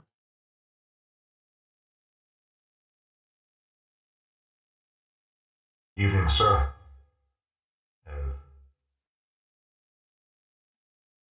As you cross the threshold and enter into the turbolift, the 3 of you ascend. What's your intended destination? You can stop at the command center directly, should you choose, or there is the potential to stop at other sections of the ship to facilitate a stealthier entry point.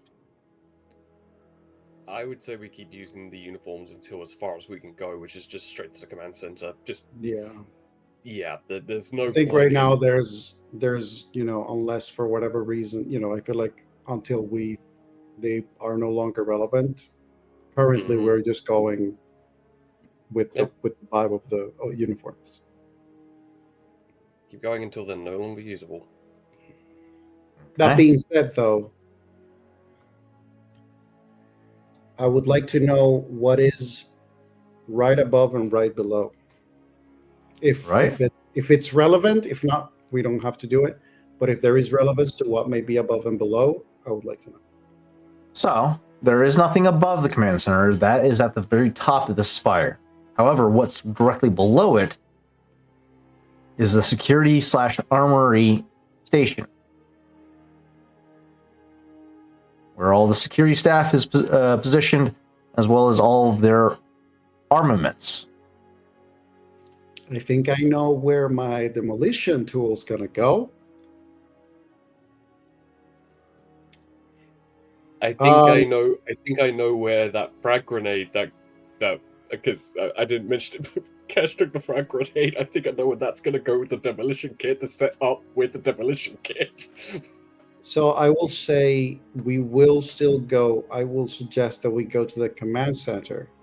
We still do because we're trying just to get the information of what ship is he on. Yeah. And That's then still once where we we're got that at. information, if we're successful about that, then we can go about like preventative measures for whatever comes next. Okay. You ascend to the upper decks of Bannistar Station.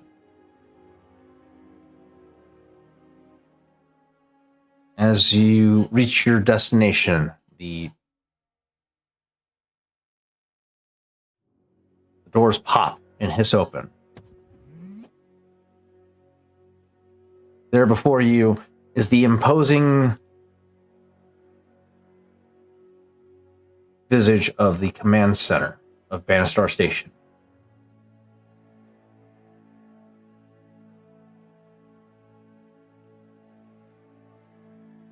Let me see where you guys would emerge. The sides of the command podium. There it is. Okay. All right. Let me put you guys on the table.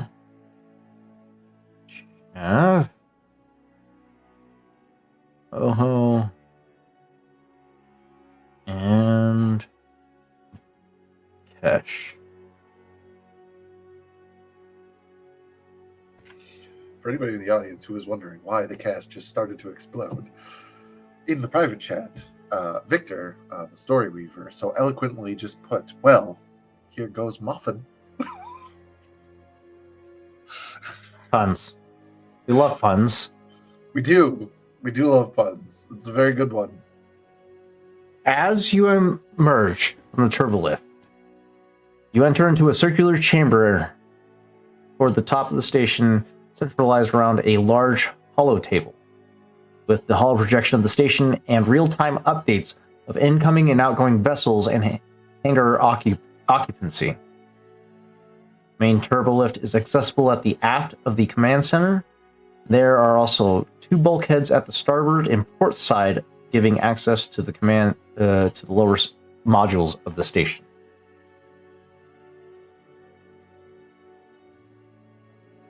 So you emerge just behind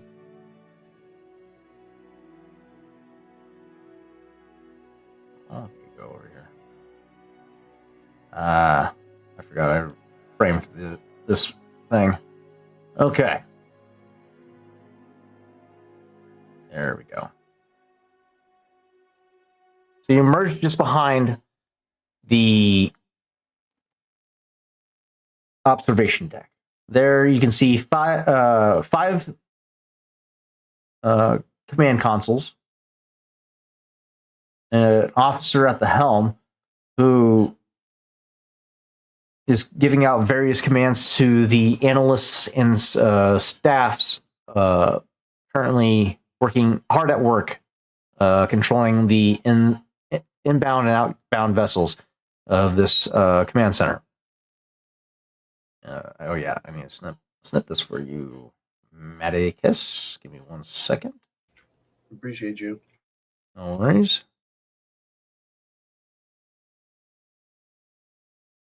And disregard the space battle going on outside. That's just the best thing I can find that fit the Space narrative. battle?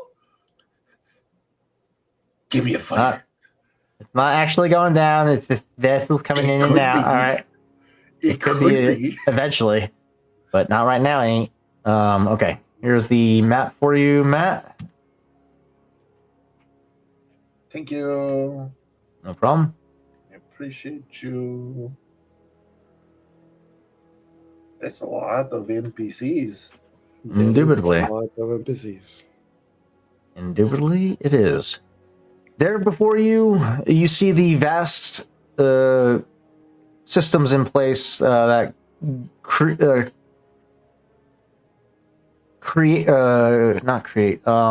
facilitates the organizational capacity of this station. Everybody's performing their various duties to facilitate a fluid transition of each vessel coming in and out, receiving fuel, maintenance, so on and so forth, where they go in respect to the station's available ports and fuel rods and whatnot.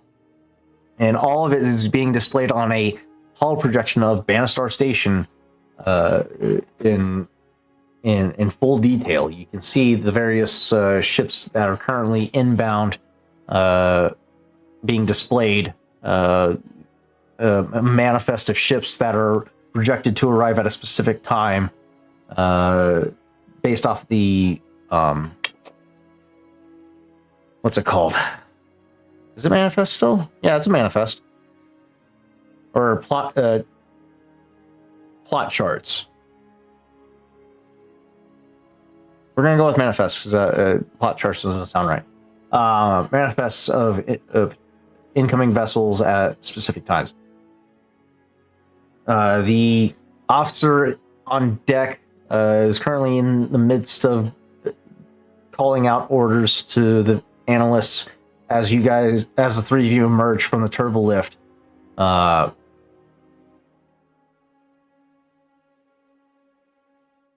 Admiral Solar, a human male, blue eyes, grayed hair, military uniform with the white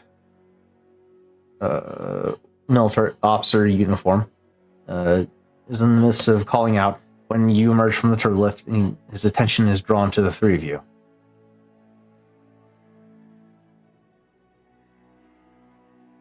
Pardon my ignorance. Please do indulge me as to why a moth is currently on my observation deck at this time. Care to express as to why you feel the need to disrupt my workspace? I think as they were ascending on the turbo lift, Chav and Kesh, Chav probably notices this because Kesh doesn't really know Oho, but Chav has seen Oho in various missions. More often than not, Oho can be intimidating, but more often than not, Oho is not being seen. So his usual demeanor of just being very like deadpan and sort of cold and non-emotional is just his default. But as the turbo lift is ascending and getting closer and closer to the communication center, you actually see Chav as this individual who happens to be from a race that is all about microgestures starts to apply upon himself the learning and the lessons of years and years of training for infiltration and assassination and study and executions of targets, especially high value targets of high class and stature. And you just see it literally is as simple as you suddenly see him reach for like the cape of the moth outfit. And as he adjusts it, instead of doing a regular, you just see him kind of go and very gracefully sort of do like a tap. And then after that is a wipe, lowers his hand goes behind his back, adjusts, clears his throat,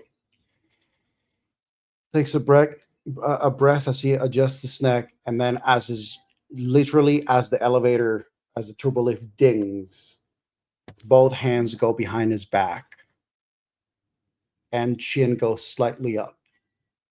And when that elevator turbo hold opens, Oho walks into this place with the patience, calm, and ownership of someone who needs to give nobody no fucking explanation. And his narrow eyes are just looking around the room, scanning the place, listening to the Admiral, but actually taking his time to just observe. Because as a moth, I have no reason for me to actually give my attention to him right away. I can take my time, and I am. I think Chev- Kesh seeing all this, like Oh, yeah. in the stormtrooper helmet, just as she goes, like they just like turns a little bit, watching Oho go through this like almost transformation, and then like as soon as the door opens, he just like goes back to the stoic standard stormtrooper like quick march with the moth. Very much so. It's actually like the stormtrooper on one side, the pilot on the other, both kind of like have that turn at the same time, and like kind of as like the head turns back, Chav on the inside just like gets this grin, like he's doing it, he's doing it. He's beginning to believe. You're doing it, Peter. You're doing it.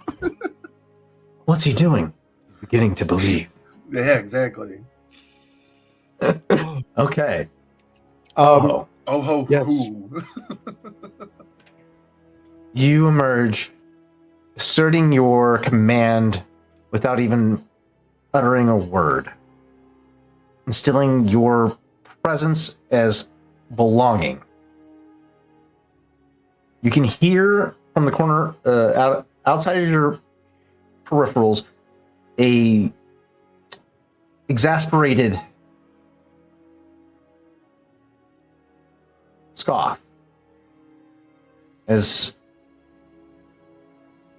Admiral Solar reiterates, "Excuse me, what are you doing on my observation deck?" What was that you said before? Disruption. Tell me, Admiral, is the simple presence of a moth and a couple of other Imperials enough to disrupt the Admiral of such reliable base? And that is when Oho finally, after scanning the whole room, slowly just makes his way to, bam, his face. I love this. I'm gonna need you to give me a coercion check. Does he get boost die for having an entourage with him rather than just some guy walking in? You get a boost die for your entourage, yes. A boost die for your uniform, yes. I'm gonna give you 2 boost die for that goddamn presence that you just fucking dripped on the table. And you still have, I believe it is 5 boost die left to dish out. That was oozing. And 2 triumphs should you need it. What is the difficulty? Hold one moment. I need to pull up an admiral here. Uno momento. That was fucking... Do not keep me waiting, Tarzan. That was That was palpable. Palpable. Let's go with... well, you don't want Tarkin. All right, Tarkin is way too important. Let's fucking go. Okay, we're gonna go with this guy. This guy seems perfect. Where'd he go? Admiral, where are you at? He left. He's done. Where'd you go? I just added you to the table. Sergeant. I freaked him out. Stormtrooper. Merchant. Admiral, there you are. Okay. I said coercion, so this is going to be a discipline for him. So a daunting difficulty with a challenge of 3. This is a dick measuring contest between a Moff and a fucking admiral. So I know you got a lot of boost. I'm gonna cash in. Yeah, there Yeah, it is. I'm gonna put. if you Should I put put this all the- admiral in I check, wonder if I'm I going to wanna- be baffled. Do you know what? I think Yep. this may deserve this. Should I just put all the Mhm. fucking boost die that I have left? Absolutely. This is one of those times where it's like, this is a point that shit could go wrong. We cannot Yeah. fail this check. Yeah. And honestly, can I be completely serious? Can we agree to add the 2 triumphs? Oh just wow! Oh! Ooh, no Barely. triumphs. We don't need them. We don't need the triumphs. We're there. He is the Barely. Moff. The Moff is he. He is the Moff. The Moff is he. That was so Oh. fucking close. Oh my god. 3 and 3 for the- advantages for Chav and Kesh. Yeah. For the audience with the table, there's a lot of like 2 threats, A lot of dice. 4 failures. Yeah, 4 failures, and it's out of everything. It's 1 success and 6 advantages. Jeez. Shit. 1 success, 6 advantages against this Moff or this admiral. Admiral Solar appears to be taken aback by this bravado, this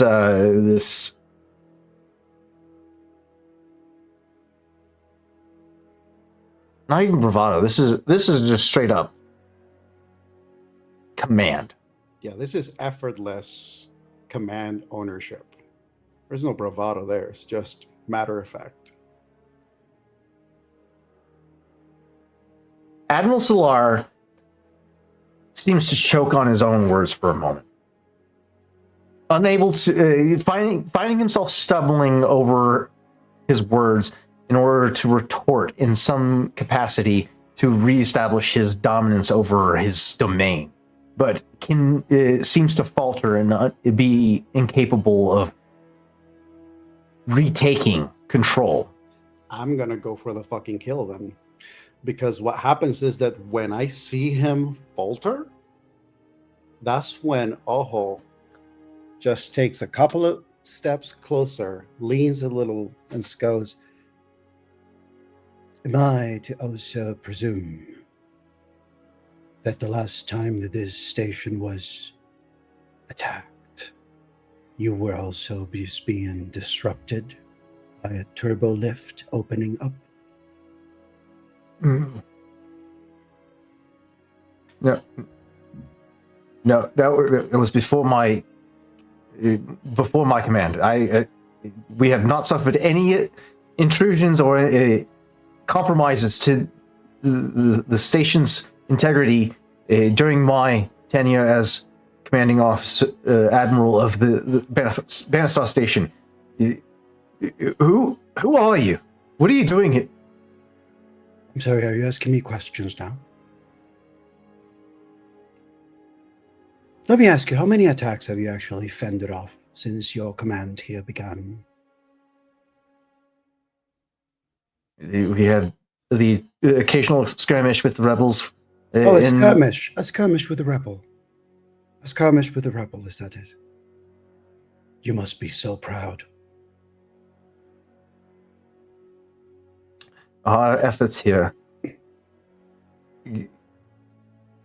ensure the Empire's success throughout the outer reaches of the galaxy. Our work here is important. Tell me, Admiral, do you believe the words you're saying right now? Fucking God. This is fucking brutal.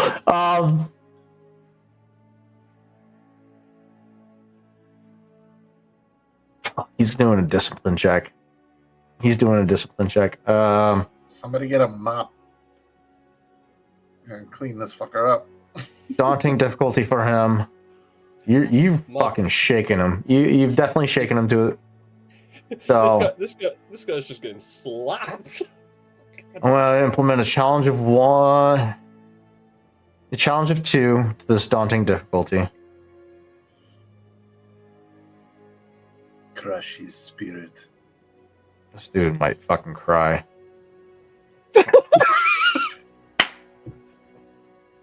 Almost. Fucking almost. For the audience, that is 0 successes for this gentleman's discipline check. Admiral Solar rolled 0 successes, 2 advantages for his discipline check. That being said, there's a moment where you're expecting tears to come from him. Or to begin, you're not necessarily expecting, but there's a moment where you think that you're beginning to see a welling of tears in the corner of his eye, but he recenters himself.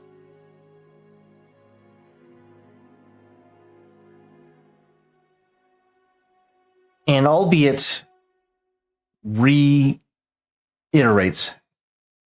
yes, my work here, my command here benefits the Empire.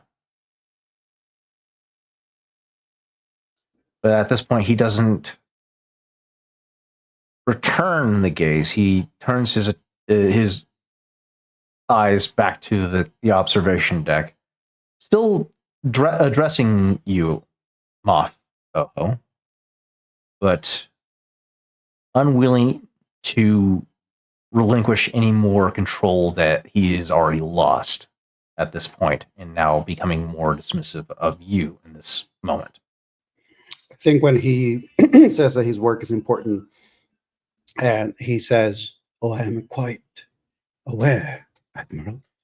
This is part of the reason why I'm here. I believe that there are some important exchanges and businesses to be dealt here today, and I am here to ensure that everything goes without a hitch, because I do not believe that today is the day for your resolve or your team to have any mistakes happen.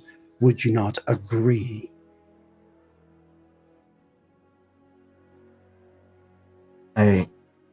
Yes, Moth, I agree.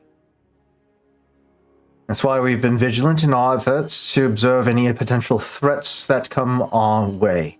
We have intercepted potential activity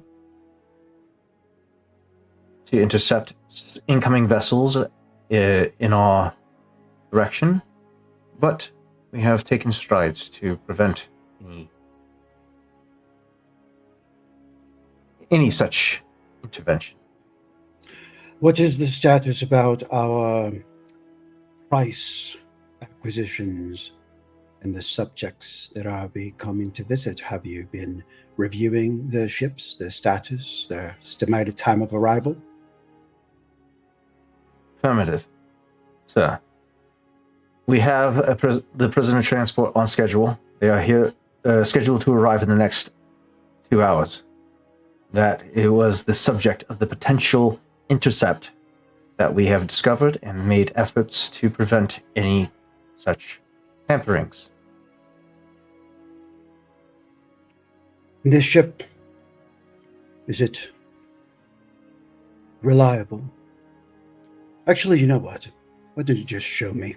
And he's next to him without looking, just gestures to the holograms in front. I'd like to make sure that you are taking cover and taking proper precautions, please. And I certainly hope that you do not disappoint. I certainly am quite tired from travel.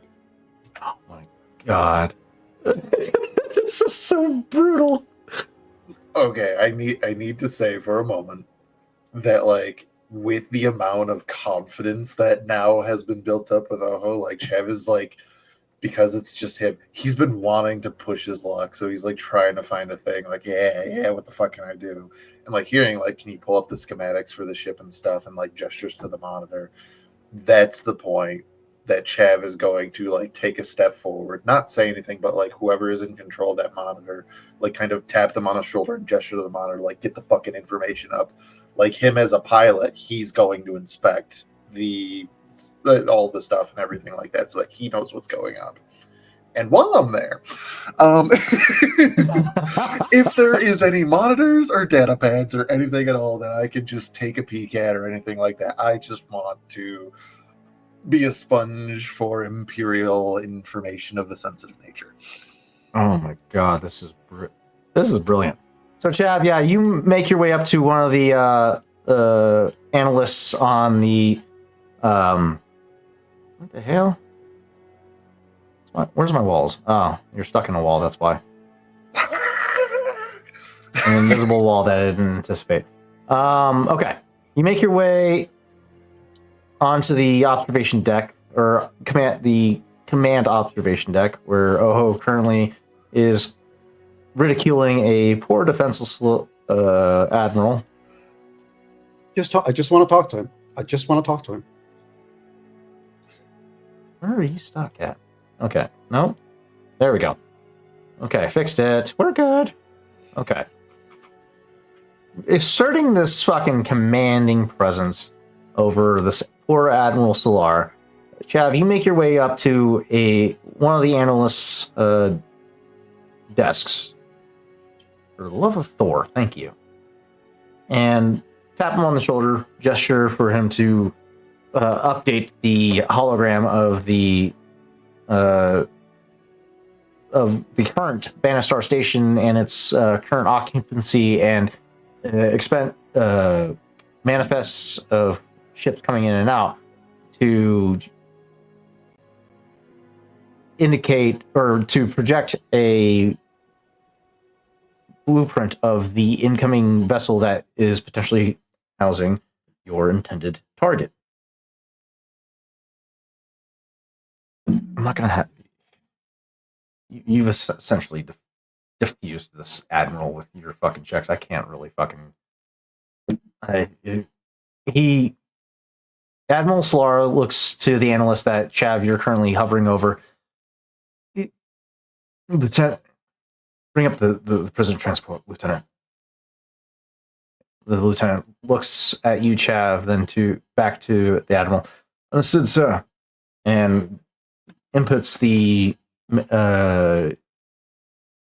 ship's information, and the holo display of Banastar Station dissipates and reoperates into a large prisoner transport.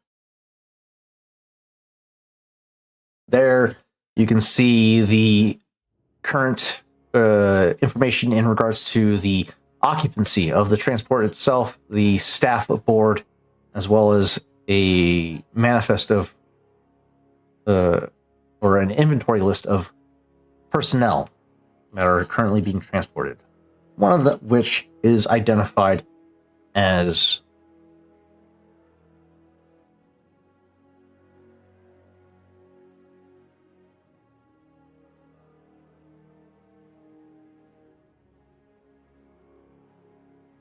wouldn't be HVT. There would be... He would be listed as political agitator.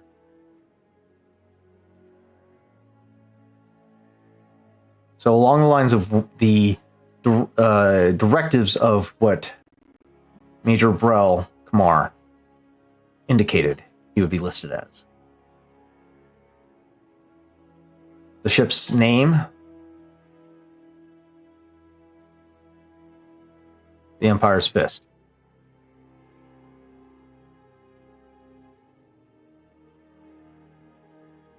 its occupancy. 115 personnel staffed aboard this ship. 50 prisoners.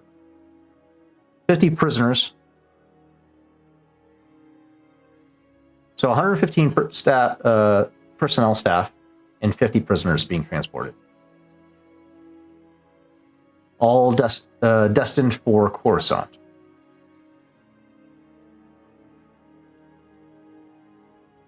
Are these all political prisoners, or are some of these like just, run of the mill criminals? You're seeing listings of prisoners of war, some criminals, a hut.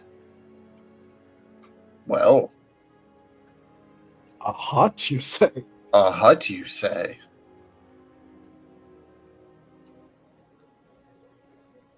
Which hut?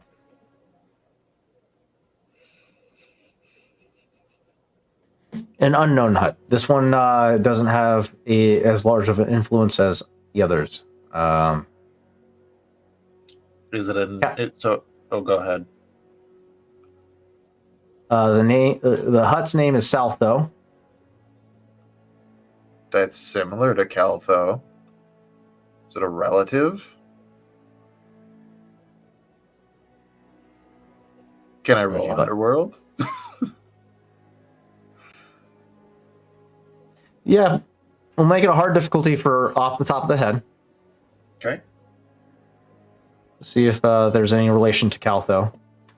I will say while they're doing that, Kesh is just going around checking, like doing almost like a patrol of just going, if anyone makes a comment at the moth, they're getting stun shot, essentially. Like, this is no time. Wow, this is no time for anyone to do something that they're going to regret.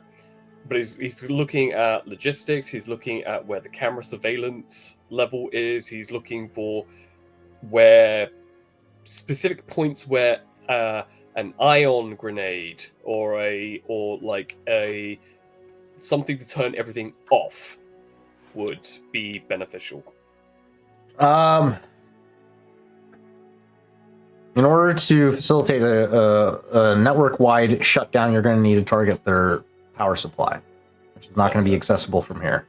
You do see a command, a control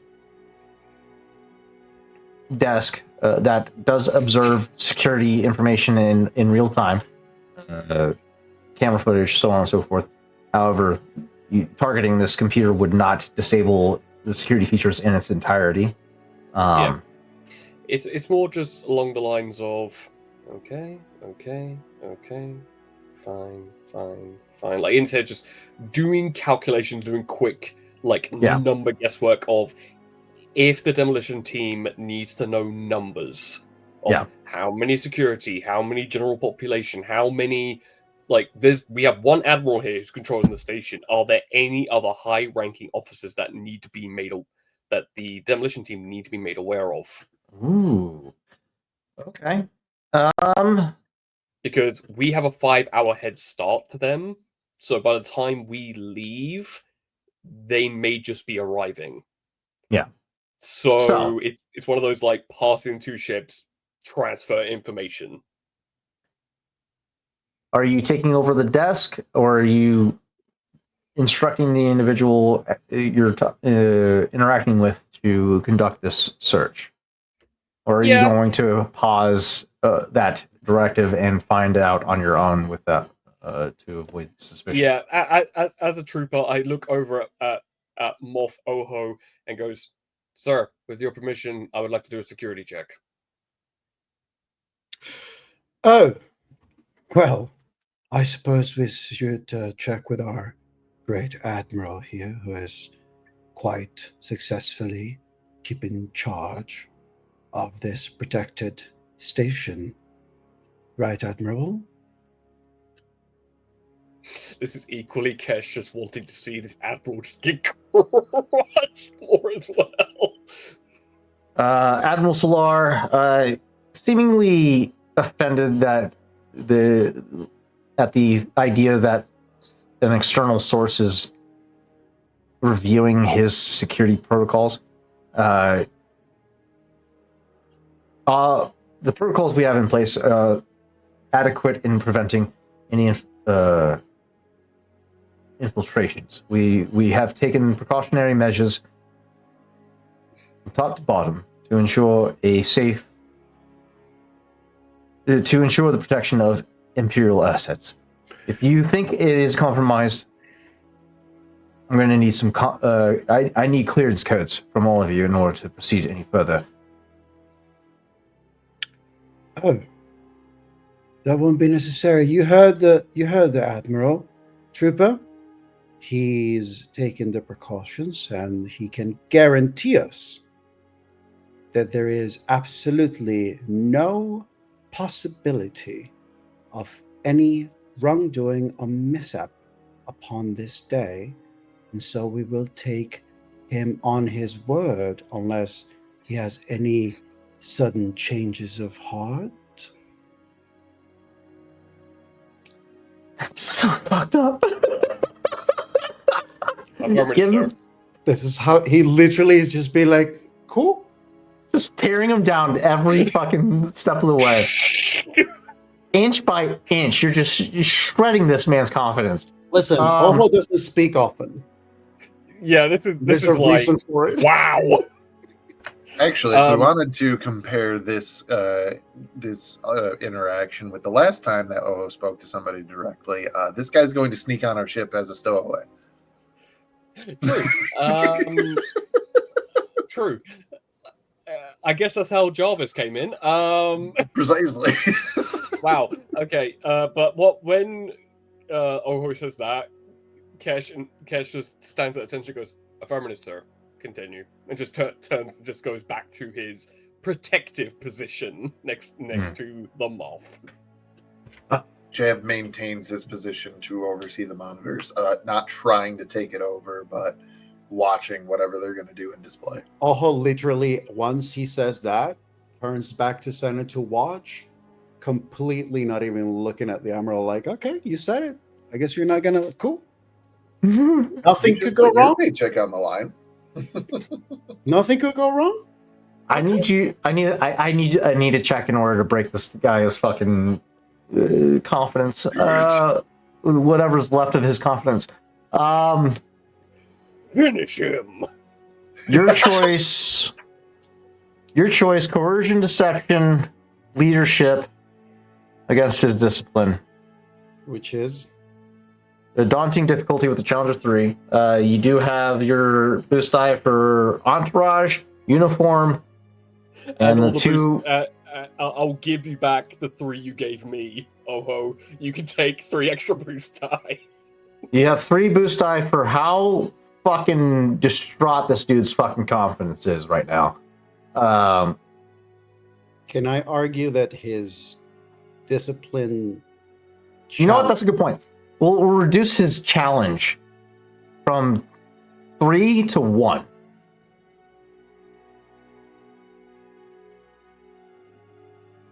So a challenge of 1.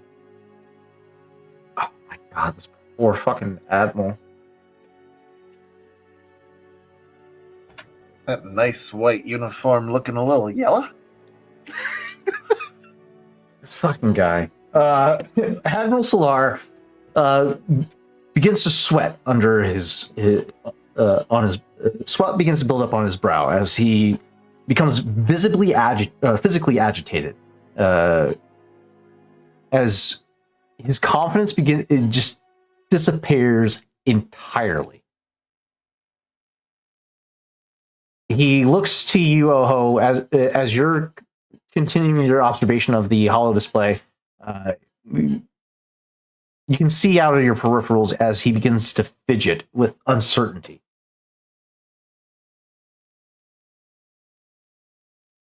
Looks over at Kesh and Chav and his analysts. You get a sense that all he needs is one more fucking nudge. I think as an Akani, getting all those delicious micro gestures with the corner of my eye. I'm just watching ahead. And as I sense him sweating, I just lean in. You know, one of the things that the Emperor admires the most about an admiral and someone of authority is ambition and certainty. So I will ask again, Admirable, am I to tell my men to stand down?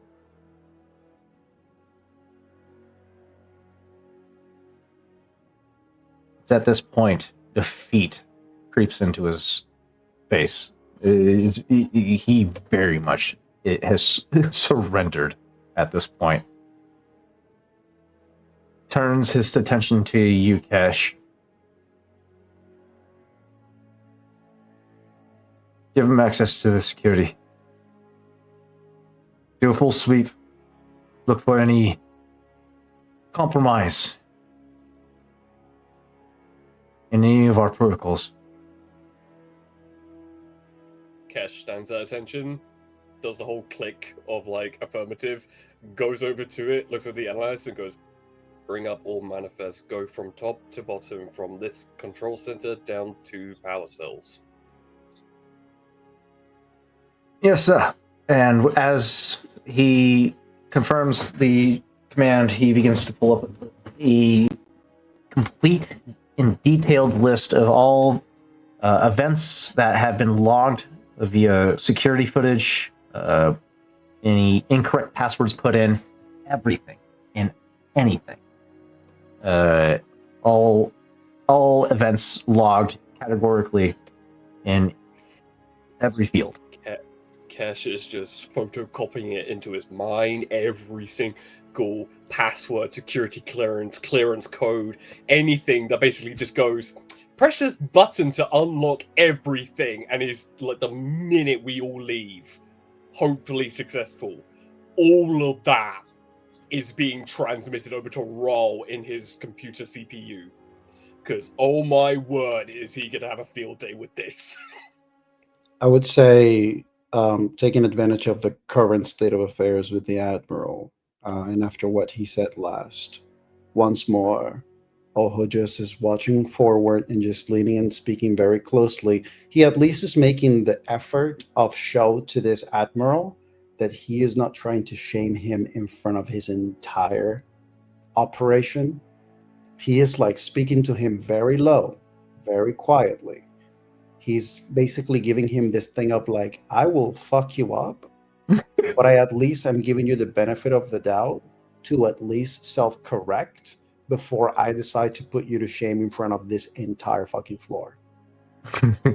And so Oho just goes, now, if there is, I would like to think of me, Admiral, as an asset, something to help you. You see, I am here to ensure that everything goes smoothly today, which means good for you, good for your men, and good for the station, which in turn means good for me.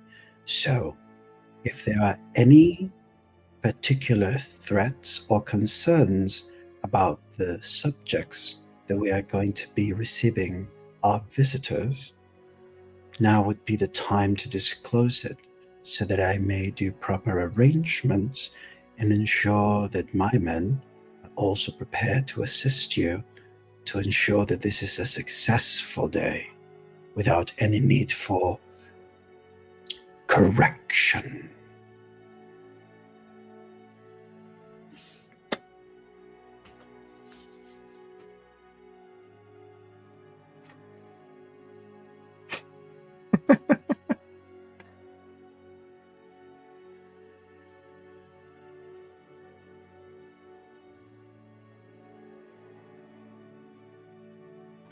How good is the Empire's healthcare? Does it cover therapy of this level? Does it cover psychological break? Is And there on a, that is there note- an EAP for the Empire? On that note, let's go ahead and take a quick 5-minute break. Because Admiral Solar needs one. Admiral Admiral Solar Solar needs a needs a fucking minute. break. Minutes a minute. Thank you, all you wonderful Tubi Dicers, for tuning in. Don't go anywhere. We're going to take a quick 5-minute break to recenter ourselves and get back into the scene. We'll be back in 5 minutes. Don't go anywhere.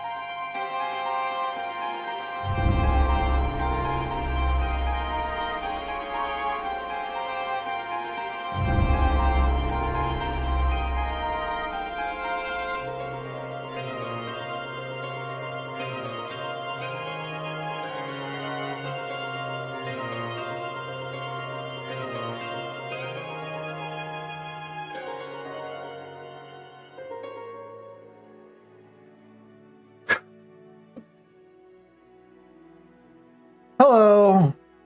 Welcome back.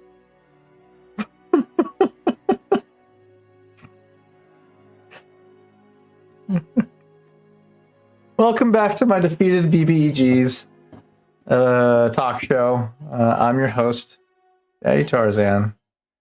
With me is my wonderful casting and NPCs of all the BBGs that I had set up that just got emotionally destroyed by my wonderful cast and crew of 2B Dice Adventures. Let's take If it ourselves. brings you any solace, just take some solace in this. I don't plan to emotionally devastate Admiral Tazen Just physically destroy him. and his fleet.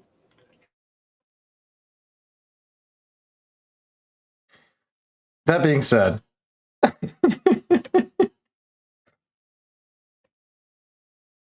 let's return ourselves back to the scene.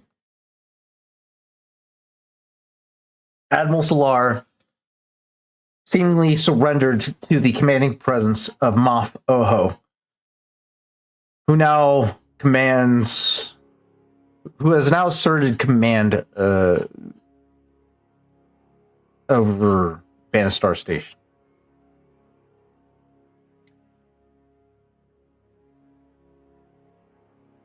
Illustrating concern for potential threats that pose a threat to the station, Oho presents a line of inquiry to Admiral Solar.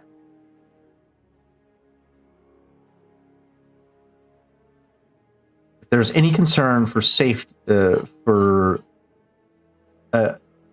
security of the station, what are those concerns, and how could Moff Oho ensure safety or security over the station?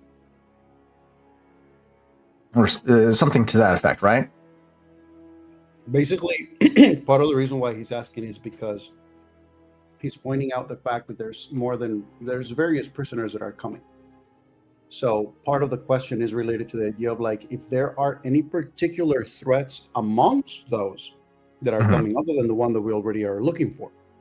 But he's just basically trying to get a sense of like whether or not Solar may have an idea of like saying like, hey, well, actually, we are also concerned about this particular individual because this and that. So he may actually get information about other potential high-risk prisoners that may be aboard this particular ship, and how, whether or not, if they're concerned, why they're concerned. Like, are their containment facilities working? Are all their security feeds working? Like, is there something that is not working properly on the station since the last time they got attacked and they just kind of like, low budgeted? Being Banastar Station is one of the most valuable Imperial assets. Funding and quality of equipment is top tier here, and it's very evident. Evidently so to you as you observe the security implementations of this station, as well as its capabilities of resupplying, maintenance, so on and so forth. They invest a lot of money into this fuel depot. In regards to security, the security measures in place are top tier. Next, money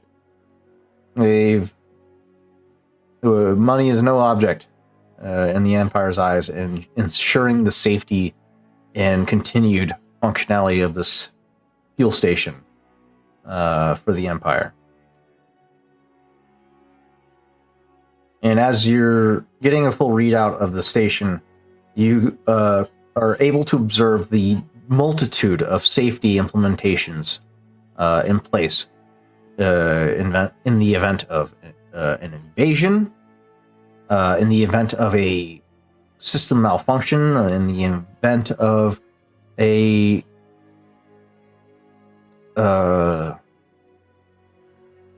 fuel explosion, a catastrophic event. I gesture to the analysts where those backups are and where those safety features are, because like I said, I'm going top to bottom, and I just got the full go-ahead for the full sweep. Like redundancies on top of redundancies, safety features, fire safety, exit points, escape pods for extreme emergencies. Like I'm every single bit that they say, oh, we have this, and this.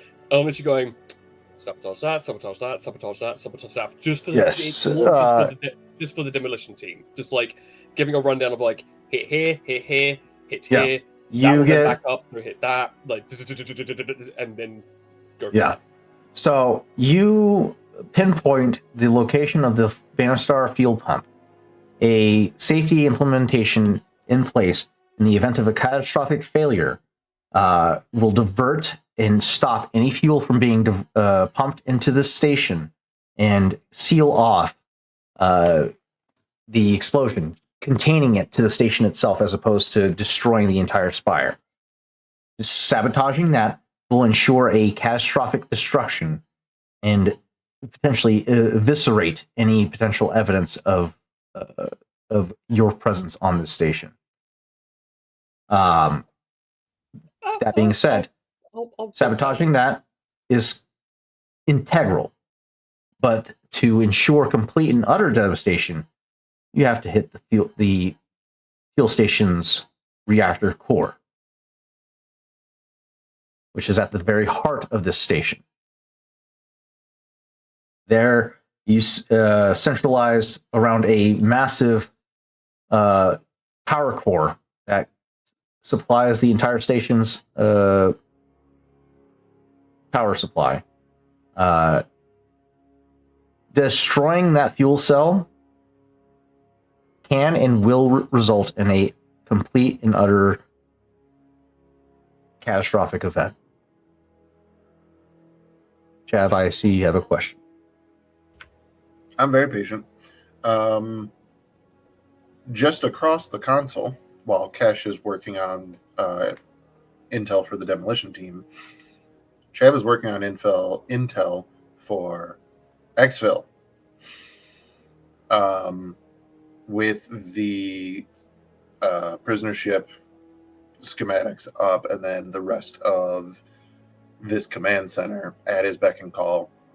He is doing basically the same thing that Kesh is doing, just kind of giving these instructions. This is what he wants to do. This is the info that he wants to this analyst, and the things that he's looking for. Number one, all details about the prisoner ship, the Empire's Fist.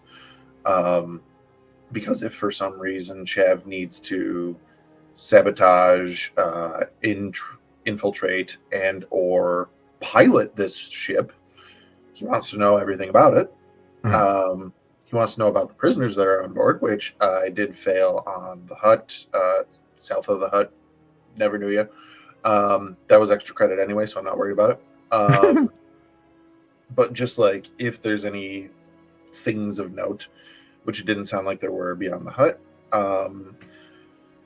But once he's satisfied with everything about the ship and the prisoners, also another definite key thing, our VIP, I would like to know their position on the ship and anything about how they are restraining him. We'll get to that one here in a moment, but finally, on the station, Chav would be looking at all the list of ships, civilian ship, not the Empire ships, that are currently docked, recently departed, or due to arrive. And specifically what Chav is looking for, Chav is a smuggler. Chav has been around for a while doing smuggling. Mm-hmm. Chav also has a penchant for certain ships and knowing who they are, like what this ship is, so on and so forth, and would have a memory for the names of certain ships if they were cataloged. Are there any known smugglers, bounty hunters, or otherwise criminals that are currently docked at the station? I'm gonna need an underworld check from you, buddy. Give me an underworld check. Hard difficulty because there is a lot of names on this list. You have a lot of boost dice if you need I it. know I do. I'm going to use half of them. I'll give you a boost die for your circle of influence. That is part of your field of expertise. Okay. Will that be all? Yeah. Still a hard difficulty because there is a lot of names on this list. 7 successes and 1 advantage. Ew.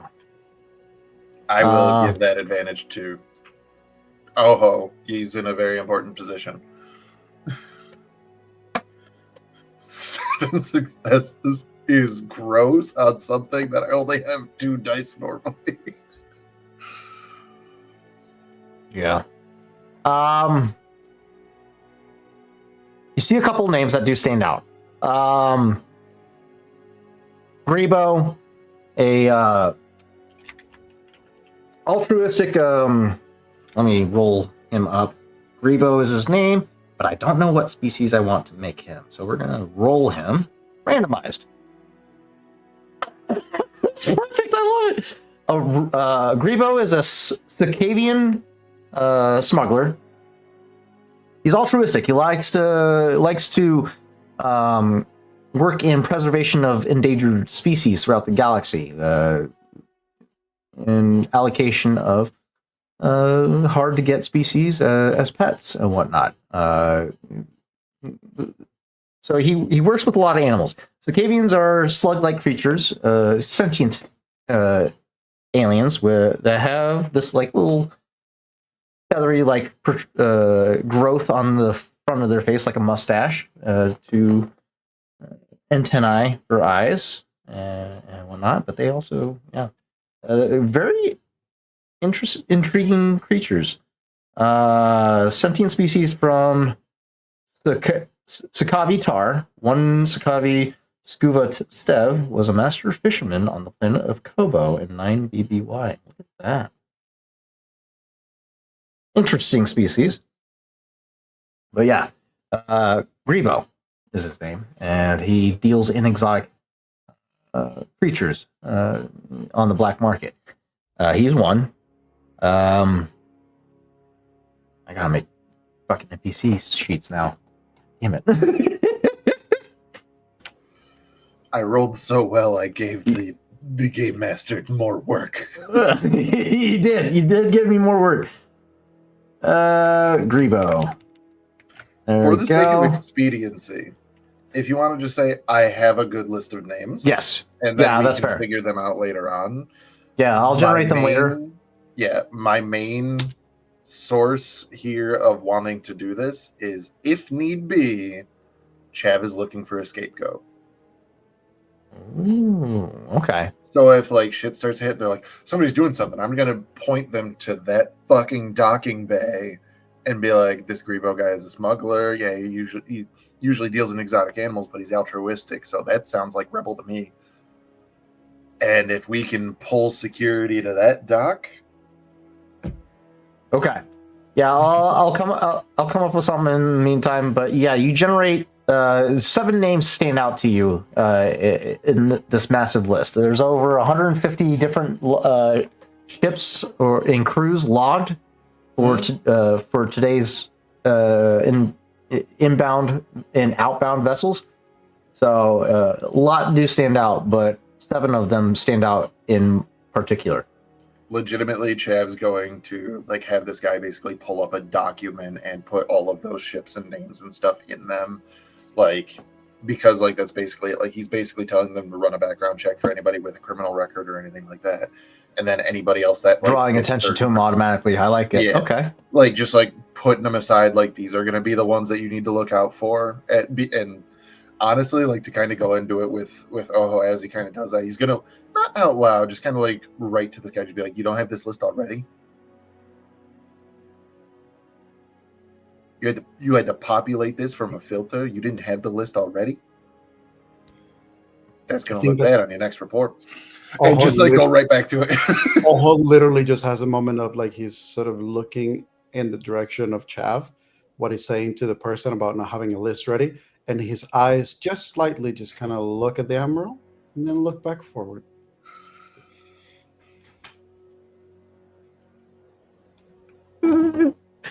It's destroying my NPCs emotionally. This is wonderful. And This I'm going to be honest. character- I'm going to be honest. I'm going to make it worse of just like hearing that and just going, why is this not on a manifest already, analyst?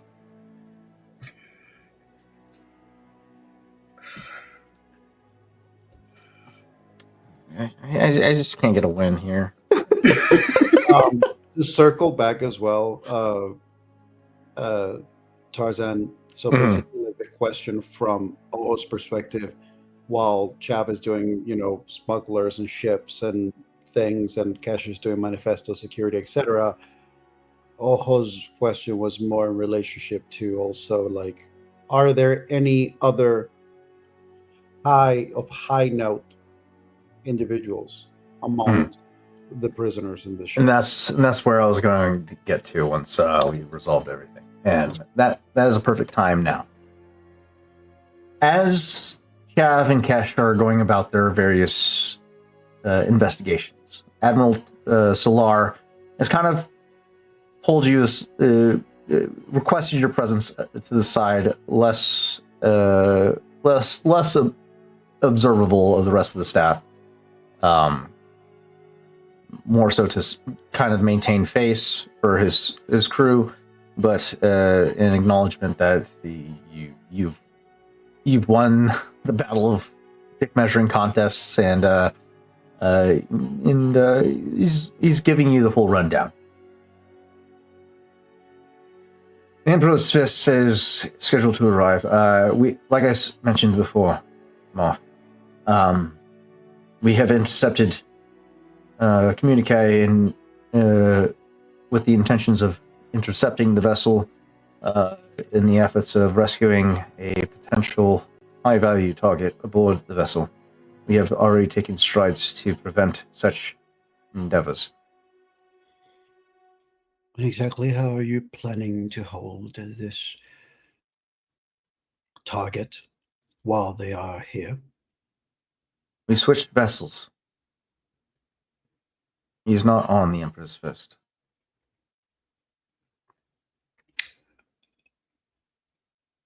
Now the question is, Admirable, your best men, your best soldiers, are they going to be there overseeing this? I expect the answer to be yes. We have to dedicate a small team in order to maintain a level of subterfuge. We want these rebels that are suspecting the Emperor's Fist to be carrying their intended target, so we will not have a large presence surrounding the vessel that is carrying their target. A quite sound strategy, Admirable. Nevertheless, I would like to ensure that we are taking all sorts of precautions, even with those aboard the ship that are supposed to be on our side.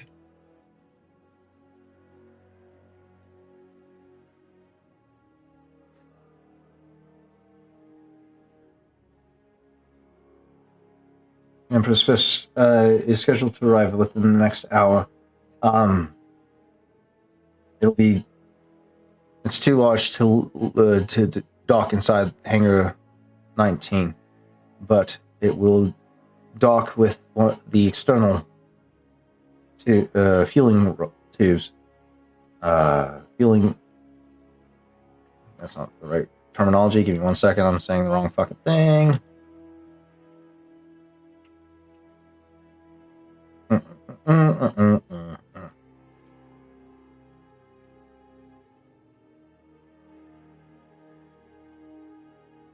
What's the word for these things? Refueling station, blah blah blah. Imperial. Nope, that's not it. Is it fueling tubes? Sounds right. Yeah. So fueling tube 17 is scheduled to receive the Emperor's Fist. The Empire's Fist. However, the high value target is going to arrive on a personal shuttle, accompanied by a small detail of security staff to ensure that he arrives to Coruscant to be put in charge and persecuted and executed thusly. He will arrive in the civilian hangar, accompanied by an entourage of security.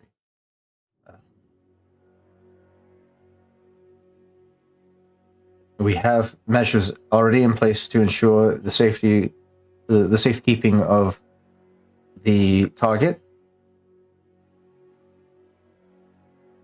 With your staff, I see no reason to implement any more security or divert any more resources to this endeavor, as it would draw more attention and arouse suspicion to the rebels that we suspected of attempting to rescue this individual.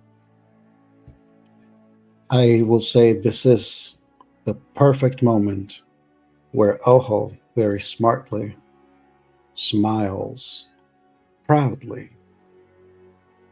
And he goes, "Now that, Admiral, that is how you serve the Empire."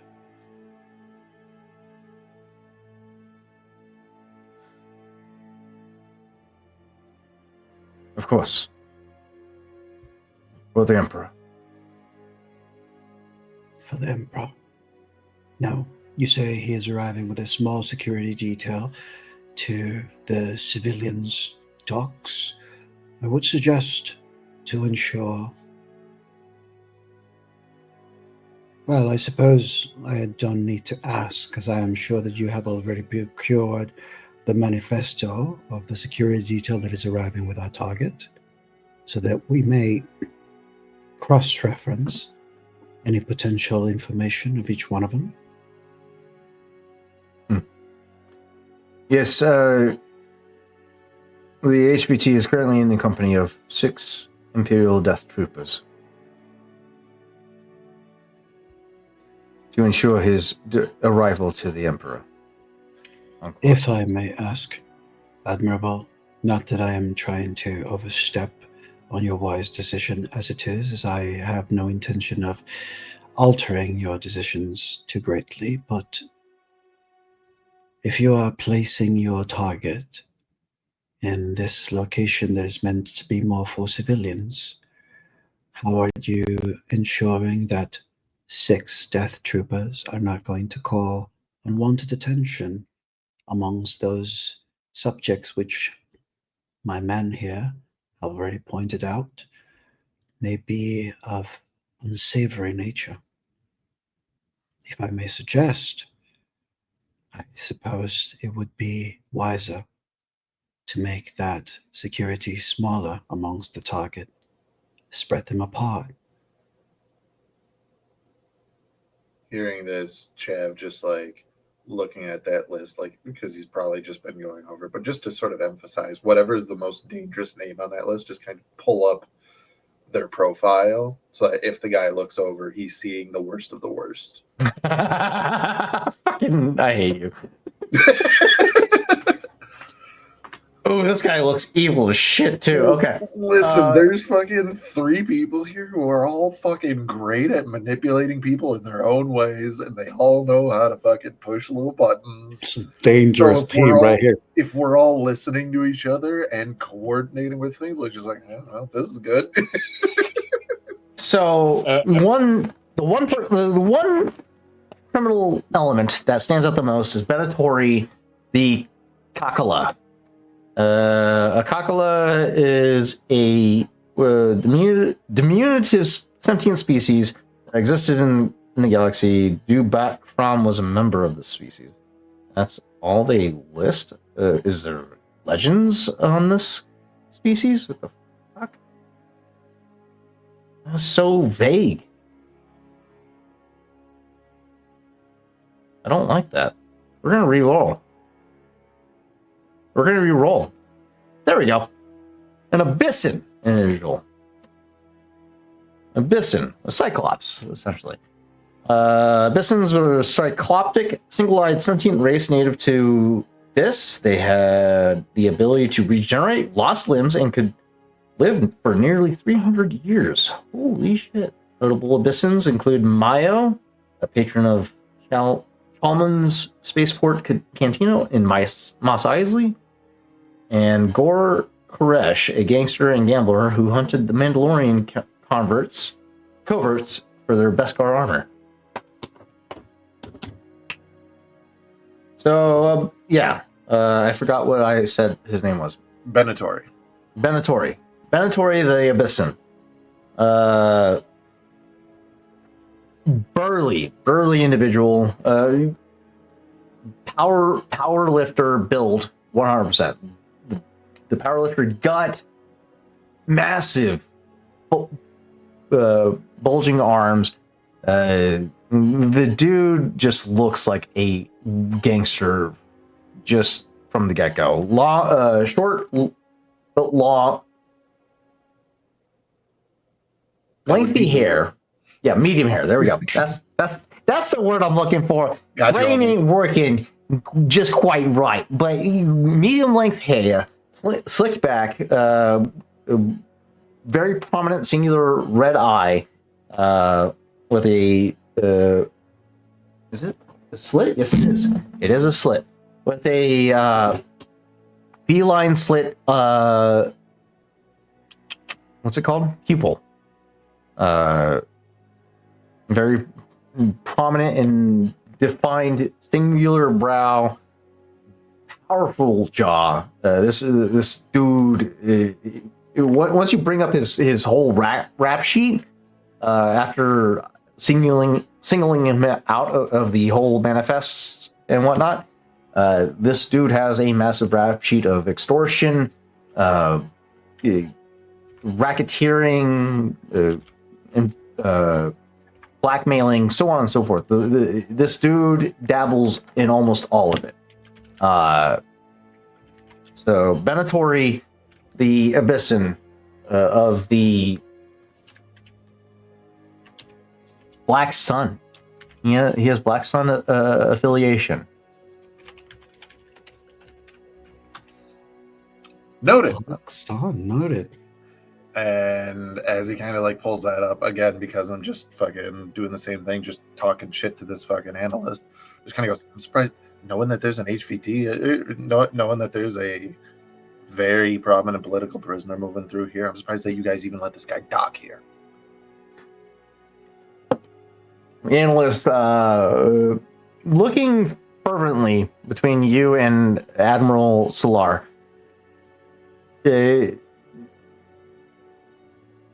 Doesn't really know how to respond. It's very apparent that the criminal space is very the space that it occupies is very expansive. It's hard to keep track of every single one of them, but once one of them is identified, the rap sheet just develops. So the fact that the I feel like I clicked on this guy's profile and it was just like picture, name, stats, rap sheet. Just like to add insult to devastation. I think the moment that the rap sheet comes up and Ojo is talking to Salar, Ojo's eyes sort of look in the direction of the image in the rap sheet, and he just goes, Black Sun. Oh, curious. The criminal element has untold reaches. It's hard to keep track of every organization that comes through here. Admirable. Admiral. You have been doing well so far. So I'm going to give you a suggestion.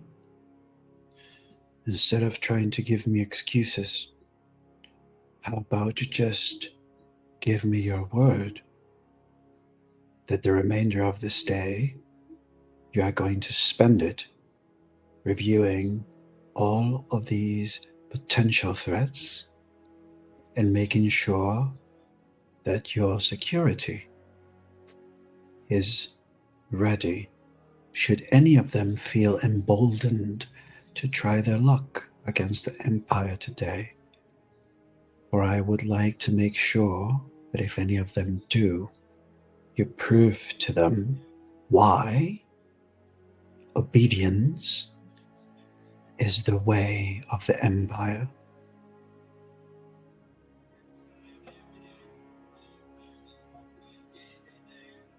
I want full background checks on every inbound vessel into Banassaw Station. Anything that does not pass initial inspections does not make board in Banassaw Station today. Delay them if you must, but they do not arrive on this day. Am I understood? I imagine there's a resounding yes, sir, from so many people. And like as that happened, Chav just shakes his head like, yeah, I said that 30 seconds ago.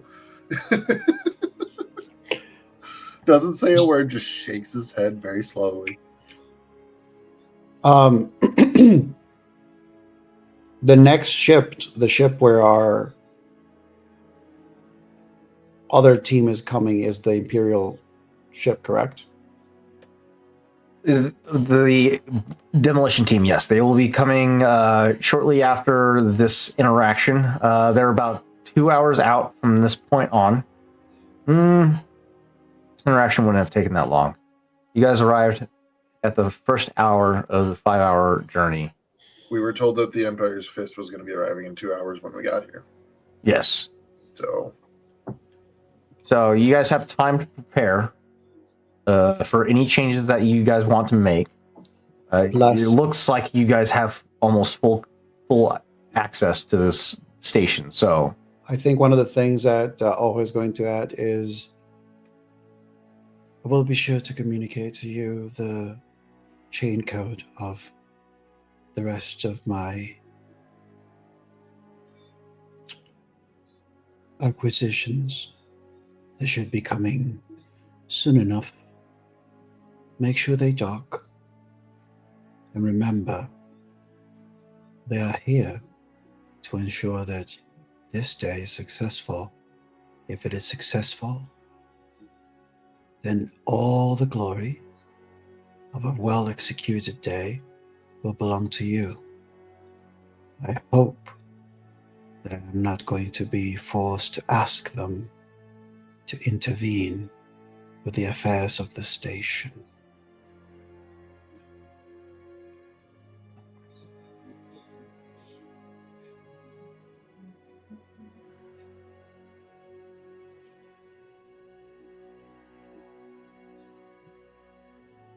for the glory of the Emperor.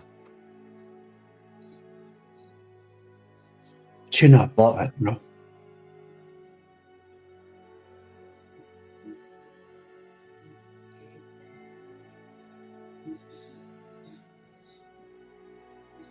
yes, sir. Remember, this is a very important place for the Empire. If you are here,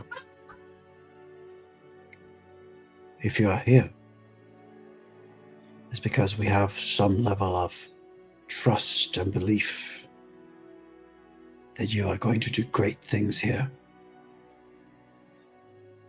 Will you do me the honor of proving me right, Admiral?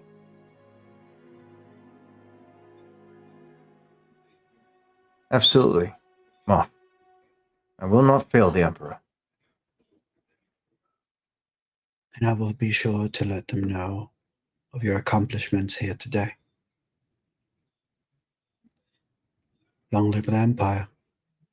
Long live the Empire. And with that, the command deck reiterates, long live the Emperor in unison. I have to ask, who the hell is not standing up? None of them are. They just, because they're neck deep in their duties. So having to stop. Yeah, I'm going to do this. Oho turns around as if he's going to go to call for the turbo lift. As it says, long live the Emperor, everybody says it. He hears them, turns around to look at the whole room, and sees that all of them are sitting down. And he just takes a couple of steps to the group. Long live the Empire. Chev is going to stand at attention, turn to Moff Oho, and begin like giving that click of his heel as an indication that you fuckers should stand the fuck up. And then Chev is Cash follows suit, like almost in unison with Chav, of just click, clap, and then just like turns and looks at the analyst, and literally is just like, yeah, just like the finger from the trigger just goes click.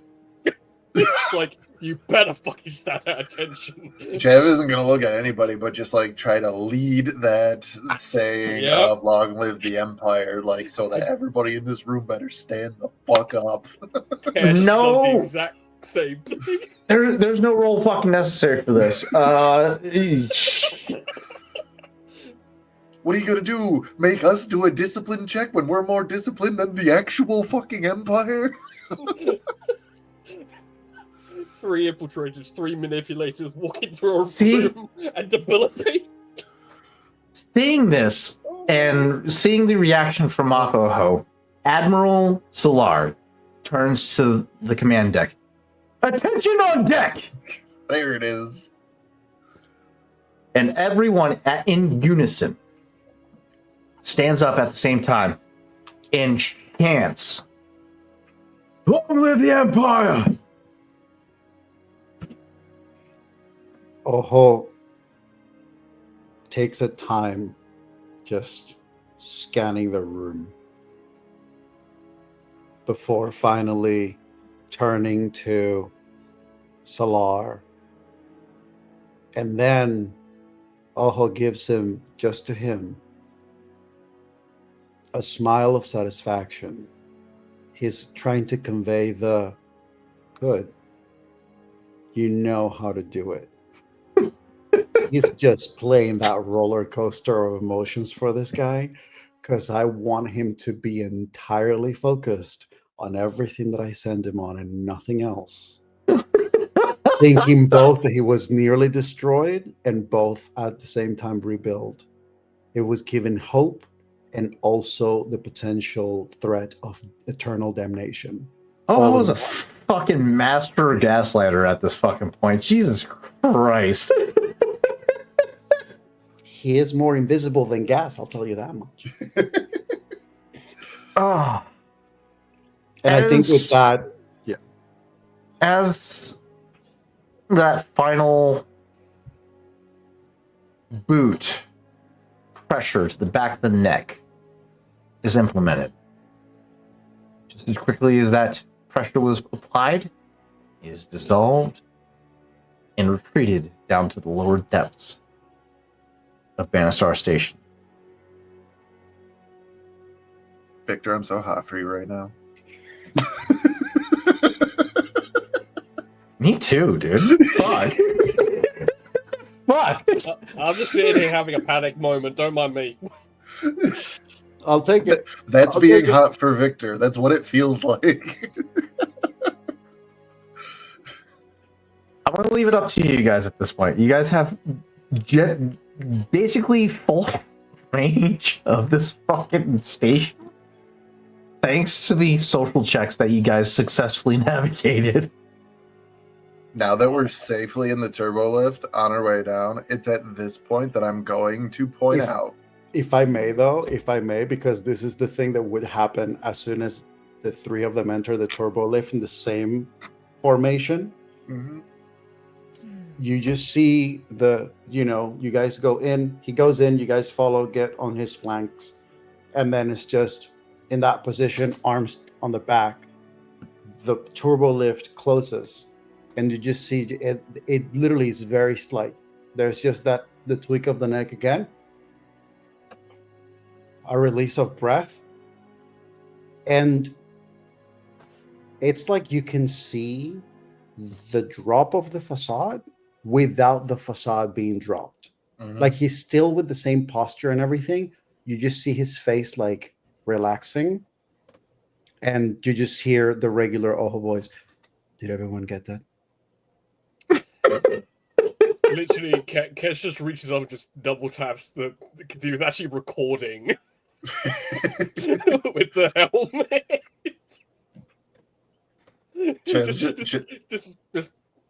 I got it. Muff Ojo going viral. Yeah. Chev's just gonna say, Jesus, fuck, oh, the pants of this fucking outfit just got a whole lot tighter. Literally, like, Kesh's helmet just, like, looks down. Why you looking? I Fucking feel like weirdo. Ojo just has that moment of just like he just turns to you with that sort of like there's no expression. It's just looking at you like. And I love it that like I'm wearing a helmet, so I get to turn over and meet you, gaze with it, and just like a blank expressionless of the helmet, just.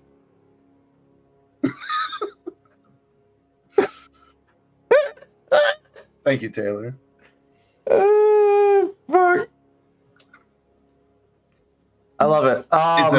What I was going to initially say is I'm just going to point out now that we are safely in the turbo lift.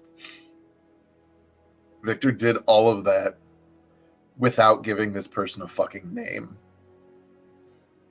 So when shit hits the fan, he's like, this is what, the Moff told me to do. And they're going to say, Moff who? And his brain is going to fall out of his asshole. I so badly want to be a probe droid on the goddamn wall where he has to give a report. You did this without even presenting a fucking chain code, a code cylinder of any sort. The first thing this dude did was say, who the fuck are you? And Ojo said no. And did so well with it that he did. Did so well with it that he did not ever once need to present his name or the name of his two escorts. Nothing. Or the forged chain code that Quest procured. Anything. But on the just in case that was needed. 3 dudes walked in and walked out giving orders, and this dude is gonna have to tell them why. He's gonna have nothing. He's getting the firing squad 100% if he survives this. We could have been janitors. I will say most charismatic janitors. Before, as we left, Kesh would have grabbed the manifest with all the security stuff on it, like passwords, and he's just going through it as walking by, turning around, and just putting it behind him as a kind of like, I'm taking this now. I'm gonna do the sweep personally, kind of like bullshit. Yeah. And then as we're going down, Kesh just like goes through it and just like noted. Did you get the name of the extra shuttle that our particular target is on? Yeah, what if? Yes. Ojo relay all the information about the fact that like this is the ship that was expected, this is the ship that is actually going to be in, these are all the troopers that are going to be part of the escort. It's going to be actually on the civilian docking area.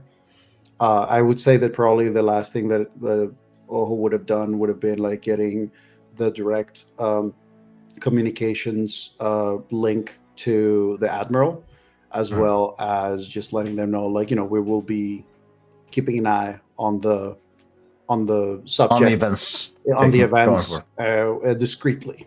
Yeah. The Imperial shuttle, which is carrying the HPT, is going to be docking at landing pad Pt.1. You are now acutely aware that he is being secured by a security staff of 6 death troopers, as opposed to a prisoner transport that was occupied by 115 security staff members. So you were potentially going to be walking into an ambush. Is it an ambush? Is it an ambush when the 3 gaslighters are literally? I think this social encounter was possible. I didn't think you guys would be able to talk your way out of circumventing I think this would be a good time to also remind people that Ojo has an ability literally called Indistinguishable, which increases the difficulty by 2 currently at his rank of people trying to recognize him. So like, even if this guy would try to like remember Ojo or like try to like say who Ojo was, he would literally have a difficulty, like 2 levels of difficulty higher, just to try to even like identify him. Does that manifest in like the form of facial tattoos or anything like that helps obscure the facial features of Ojo? So one of the things, this is actually something that I didn't mention, although, because I was like, when I thought about bringing it in, I was like, I feel like this would have been right from the get-go. But basically, one of the things that happens sometimes, psychologically speaking, if there's a particular thing that you have on your like face when you encounter someone that is like stands out, it actually makes the brain of the other person register that versus your face. So like, if you have 2 colored eyes, or if you have like a scar or something, like that person will probably remember that more Recall than the that actual feature. face. Yeah. So like, I think for Ojo is similar to that. Like, there's just something about him that, like, if it's, for example, the cybernetic eye, he would change the color of that eye to make it like very peculiar, so that way when that admiral is looking at him, he'll be like, oh, I remember that he had 2 colored eyes and one of them was like very popping, like he just had like, that thing. And then that is part of what would help, that would basically make it that then he would change that when he's done with the role, and then he wouldn't be associated with that. Nobody would be looking for him because the admiral would just remember the fact that he had 2 different colored eyes. And you did just not recently, but over time, change your look entirely. So yeah, it makes sense that your indistinguishable ranks would function in that capacity. But yeah, the shuttle is a smaller troop personal transport, a Imperial shuttle, destined for landing pad Pt.1. The opposition, 6 death troopers. Way more accessible in comparison to the military hangar, but does present its own threats in its own right. You now have, with your disguises, damn near full range of this entire station. Is there anything you would like to take on before the demolition team arrives, or the prisoner shuttle? Yes. Was there any of those criminal names on the Empire, or the Empire's Fist, from the list of prisoners that were tagged as Black Sun?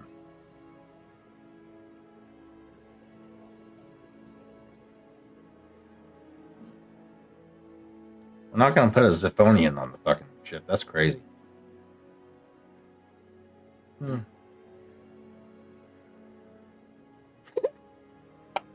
It's the Hut. The Hut is a member of the Black Sun? Yeah. The Hut is a member of the Black Sun. I just want everybody to take a time to just digest that. If you somebody that decided the arrangement that the huts have for the lower class citizens of the huts was not something he wanted to participate in, and decided to go the route of the Black Sun. Saltho, the hut, has converted over to the Black Sun in an effort to become more important than his kin. Perfect. Jav, as we start to make our way through the station, is going to say, I'm going to switch out of this. I'm going to keep my comms open. I'm going to go take a quick look for somebody. Because I think I got ourselves a little scene.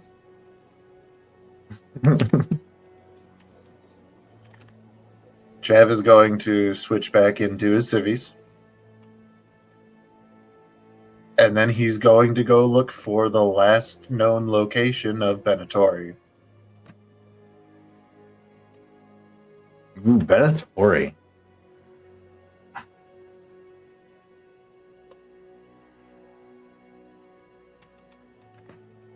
Manifest. Sorry, I gotta catch up on my notes here. Keep falling so far behind with these things. Benatori. Well, I did make you create 7 new NPCs because I rolled. It was a good roll. It was definitely a good roll. Okay, Benatori. Benatori is the Cyclops character. I do remember that. How do I get back to him?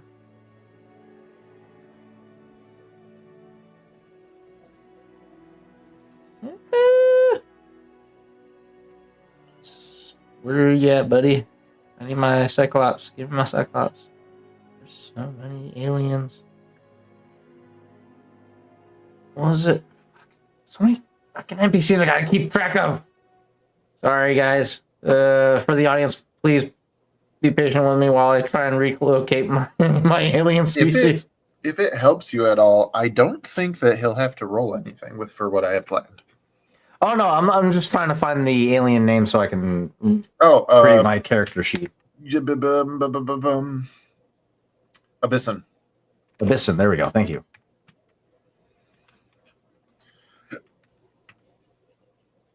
How do I spell it? Oh. I don't know, I guessed. I guessed with the spelling of everything that you were saying. I wasn't sure if it was Abyssin, one word, or if it was Abyssin. Abyssin. There we go. I was so close. So close. All of us were. Okay. We got Benatori. Benatori. All right. He's an enforcer. Racketeering. All the good stuff. You wrote it down. I saw that. Benatori. There you are. Strong extortionist, racketeering, blackmail. Works for the Black Sun. What are you trying to do with Benatori here? I just want to talk to him.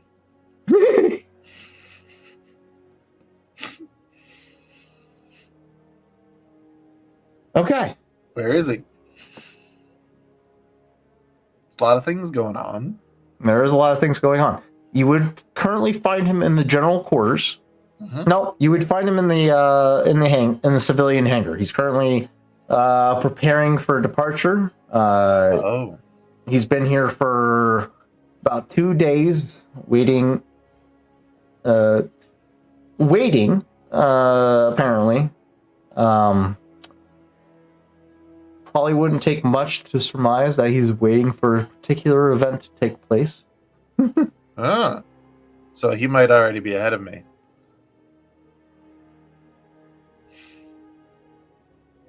And as you approach what garb are you approaching him in? My regular, my civvies. So I got my my mechanics overalls. Okay. So Benatori is currently adorned in a mechanic's overall coveralls, working on his. Let's see, what kind of ship would he be flying? Good. That was going to be my first question. The slave transport. Can't remember what it's called. Not the YT. It's a. Don't bend my pages. Relax. You talking about the one that Mando had in the first season? No. It's the BT class shuttle. I'll find it here in a second. There it is. Aurora class freighter. There we go. Not a VT. It's an Aurora class freighter. Typically used for slave transport. Freighter YV-865 Aurora class. AURORE hyphen class. Manufactured by Corellian Engineering Corporation. Perfect. So yeah, it's a slave transport, primarily. He's currently working on the thrusters, doing maintenance on that. Again, this guy stands at an imposing figure, about 7'4". Reading him on the fly right now. Probably about 248 years old. Rotund with power lifter build. Nice. Chav is going to kind of approach that docking bay. As he's kind of working on, just kind of stop at a safe distance as to not intrude and just kind of look at what he's doing and goes, I see that the power coupling giving you a little issue there. Venatori stops the work that he's currently engaged in and turns his singular red eye over his shoulder to look at you. Yeah, what of it? I just was wondering what you were working on. These Aurora classes, those power couplings, they, from what I understand, they were aftermarket when these guys were first made. So that's usually the first thing to go on them. But that's been fucking with you for quite some time. Yeah, we made alterations, made sure that it wouldn't pose any more issues, but still can't get the couplings right. I got you. Hey, it is what it, Hey, if any ship was perfect, we'd all have one. You know what I'm saying? Yeah. Hey, maybe we will get the ship if we all can get a nice score of a payday. Get a few favors in with some people going around throughout this here galaxy as he's kind of like walking through, touching the undercarriage, like just kind of looking. By this point, you've definitely caught his attention. He stops entirely what he's doing, and he begins to shadow you from a distance, about a good 7-8 feet away. Mm-hmm. Trying to observe what your intentions are. He straightens up, crosses his massive arms across his chest. Is there a reason you're poking around my ship? Oh, well, this ship, I'm just admiring. I'm a fan of all kinds of starfaring vessels. But your ship in particular, well, I mean, I was kind of wondering if you were already on board with some certain arrival that's going to be happening pretty soon. A delivery of sorts, actually, to a fuel station such as this. Need an NPC sheet now. Fuck. So many improvisations going on here. Sorry, guys. I was not anticipating on breaking out a badass fucking enforcer for the If you must Black know, Sun. Tarzan, yes, we will take control of the whole station at this point. Don't worry, we're going to make all the NPCs because they're ours now. So you make a player character, we're the DMs. Oh my god. We love all our NPCs equally. Yeah. This is insane. You guys are just fucking disseminating me piece by piece. I just imagine the session of the other team of the rest of the party. They're like, the door opens and there's nobody on the station to keep holding you back. You literally have a button that says just press here to self-destruct if you want. Just there's no resistance. We're gonna go with the VOD here. Fuck it, whatever. I gotta come up with something here. I'm so fucking distraught. Oh shit! There you are. Okay. So, what are we looking at here? This is you're trying to disseminate the nature of his presence here on this ship or on the station. Disseminating nothing. I'm just inferring what I want. You're trying to get him to divulge the nature of his presence. Honestly, my goals are they care not for if it was his plan or not. I am making sure that it is his plan. Oh, just okay. Interesting. Let's go with this. We're gonna go with this one. We're gonna go with this bad boy. You know what I mean? Another bad boy? Yeah, I mean, he got some muscle, some strength, maybe not so much intelligence, but he's here for a reason. Discipline. He's just as fucking stupid. God damn it. All right, give me a charm check against his fucking discipline. Charm check, you Average. said? Yeah, average difficulty. I'm cashing in a fucking token. Cashing in a token. Average difficulty with a challenge of 1. Alrighty, I'm cashing in the last 4 boost die that I have then. Yeah, fuck it. Oh, up the challenge. Got it.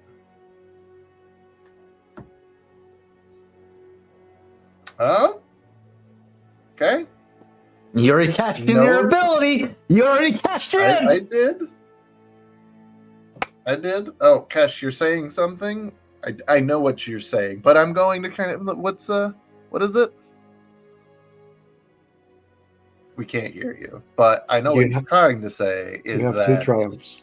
We have 2 triumphs on the board, so we only need 1 of them. Fucking hate you so much right now.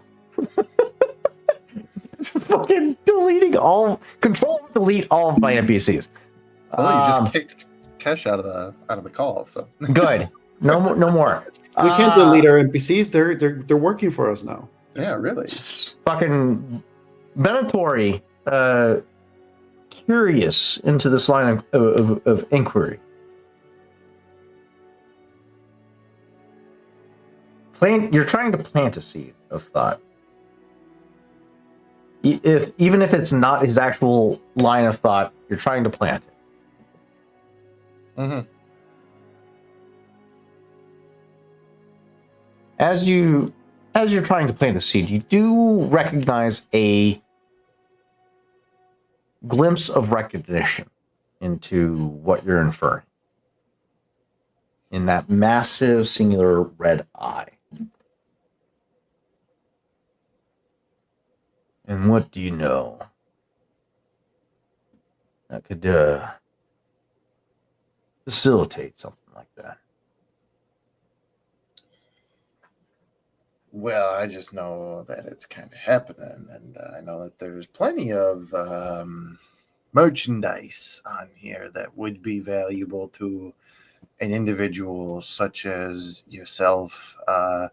Maybe some sort of dark light kind of piece of machinery. Maybe we'll talk about it that way. Something that would be valuable when you're going south of the border, if you will. But just in case that was something that you were maybe already interested in, if you weren't already, then maybe you should be. But for me, you don't even have to do anything extra. It's just leave the door open.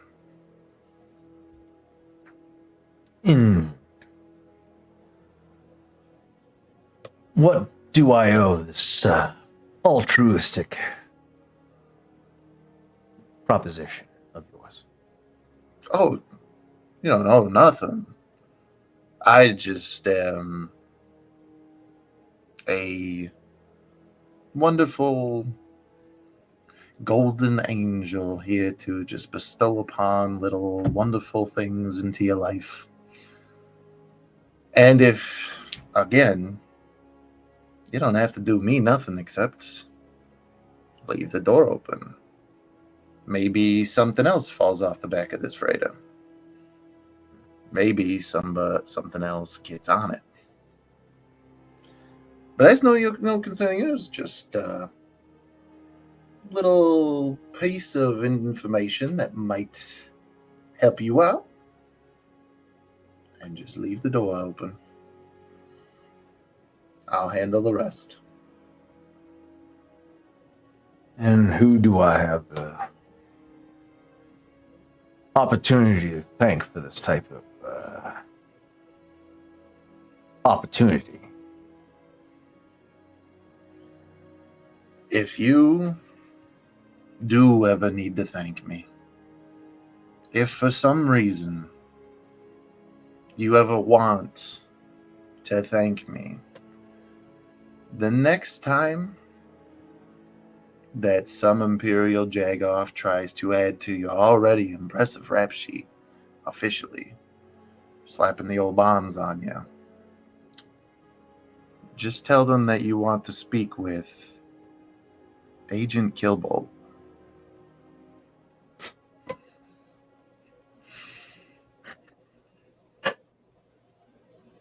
You're just trying to create a nightmare form right now, and I love it.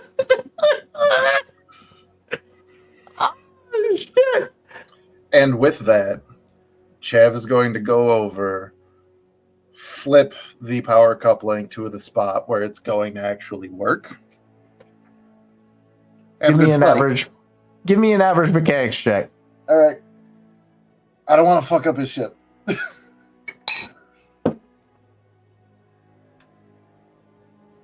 Very quickly, can everyone hear me? Am I talking okay? Can everyone hear me? Yes, you're good. Triumph! I hate you. I fucking hate you guys. I fixed this thing permanently.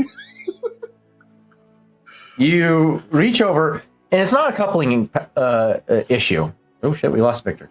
It's not a coupling. It's not a coupling issue. As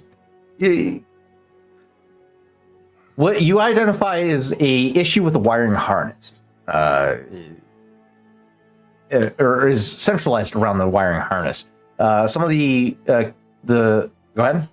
I was gonna say, can I possibly do one better? Whatever the actual problem is, like, because I had said it's faulty equipment that's in their stock. Mm-hmm. I want to remove it, and wearing my mechanic's jumpsuit, I want to have a replacement part that will, and just plug it in for them, nod and go, have a nice flight.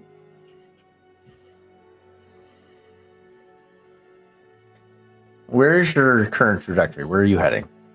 At this point, out of the sight of a single-eyed individual, maybe just around the corner, and then going back to communicate with Kesh and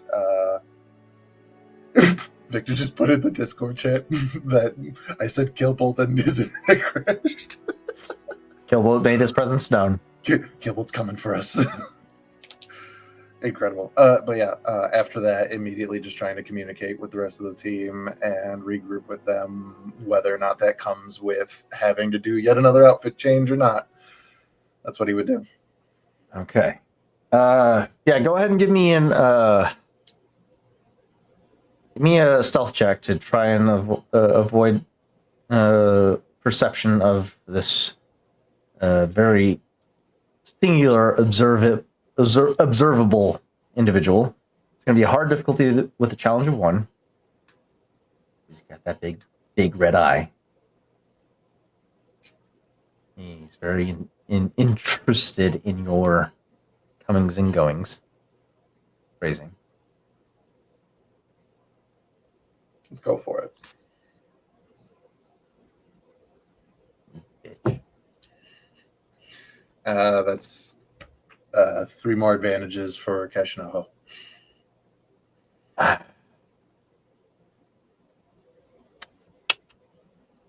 You managed to break line of sight, no problem. The civilian hangar, at this point in time, you departed 4 a.m. It's currently 9 a.m. Nope, you're an hour into your... No, 2 hours into... No, 1 hour, because the prisoner shuttle arrives in 2 hours. 1 hour into your travel of the station. So, it is 10 a.m. station time. By this point, you only have an hour left till the prisoner transport arrives. But 11 a.m. is when the prisoner transport is due to arrive. Look at me. Establishing timelines here. Making things make sense. 11 a.m. is the predestined time of arrival. You have 1 hour left of preparation. You can split up and take on multiple... Ooh. It's Gilbo! That was aggressive. You can split up and take on multiple actions in this hour to prepare for demolition team, or you can conserve your efforts into a singular task and achieve it faster. You split up, there's potential that the tasks that you take on will take more time to do so, or potentially fail. Conserving your efforts into a singular task can ensure success. Me thinking about things as far as Jeff's concerned, he just ensured a distraction for when everybody gets here, so that we can do whatever we need to do. And like that's gonna help the station. It's not gonna help the 6 death troopers. So I think that's the next order of business. I fucking loved that one shot. That was so fucking fun. Okay. Cash, Oho, is there anything you guys want to take on before phase 2 of this operation?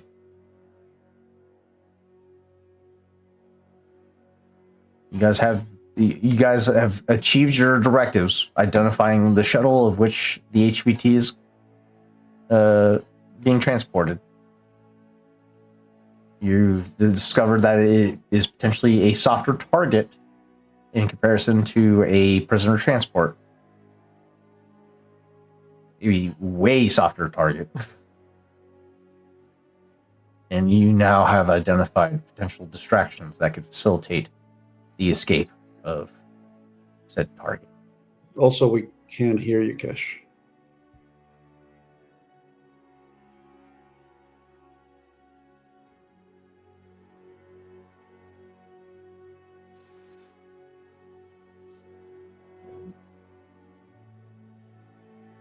Something funky's going on with your microphone.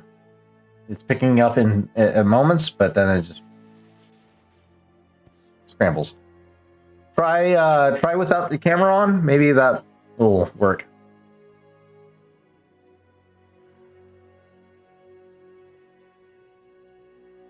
And then make sure your settings are adjusted.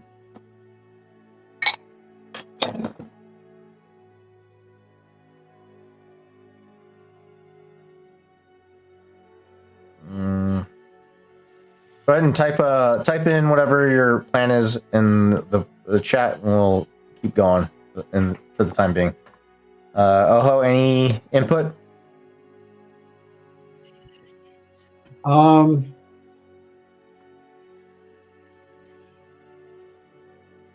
think Oho would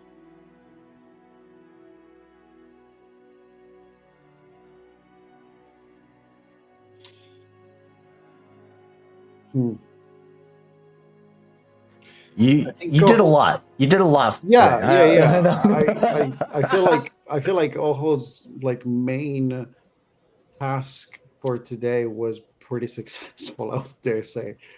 Uh, I think taking advantage of the success means getting the opportunity to move through the base in a way that allows him to just sort of take stock of this place.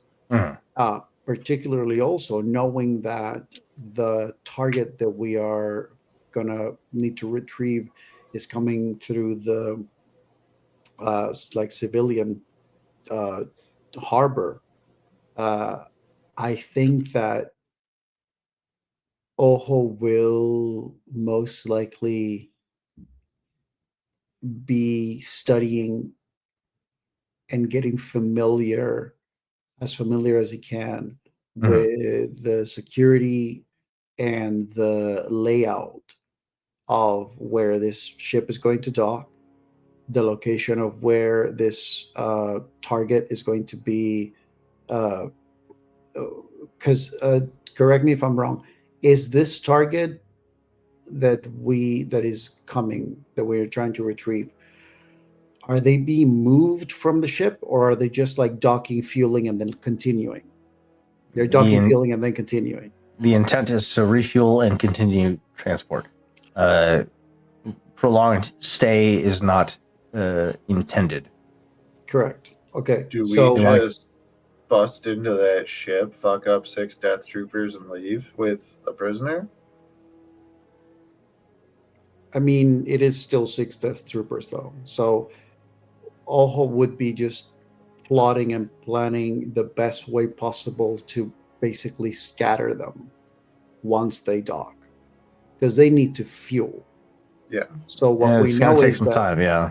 correct. So what we need, we either we know that they need to fuel, and it's just a matter of once they dock, just to see what their.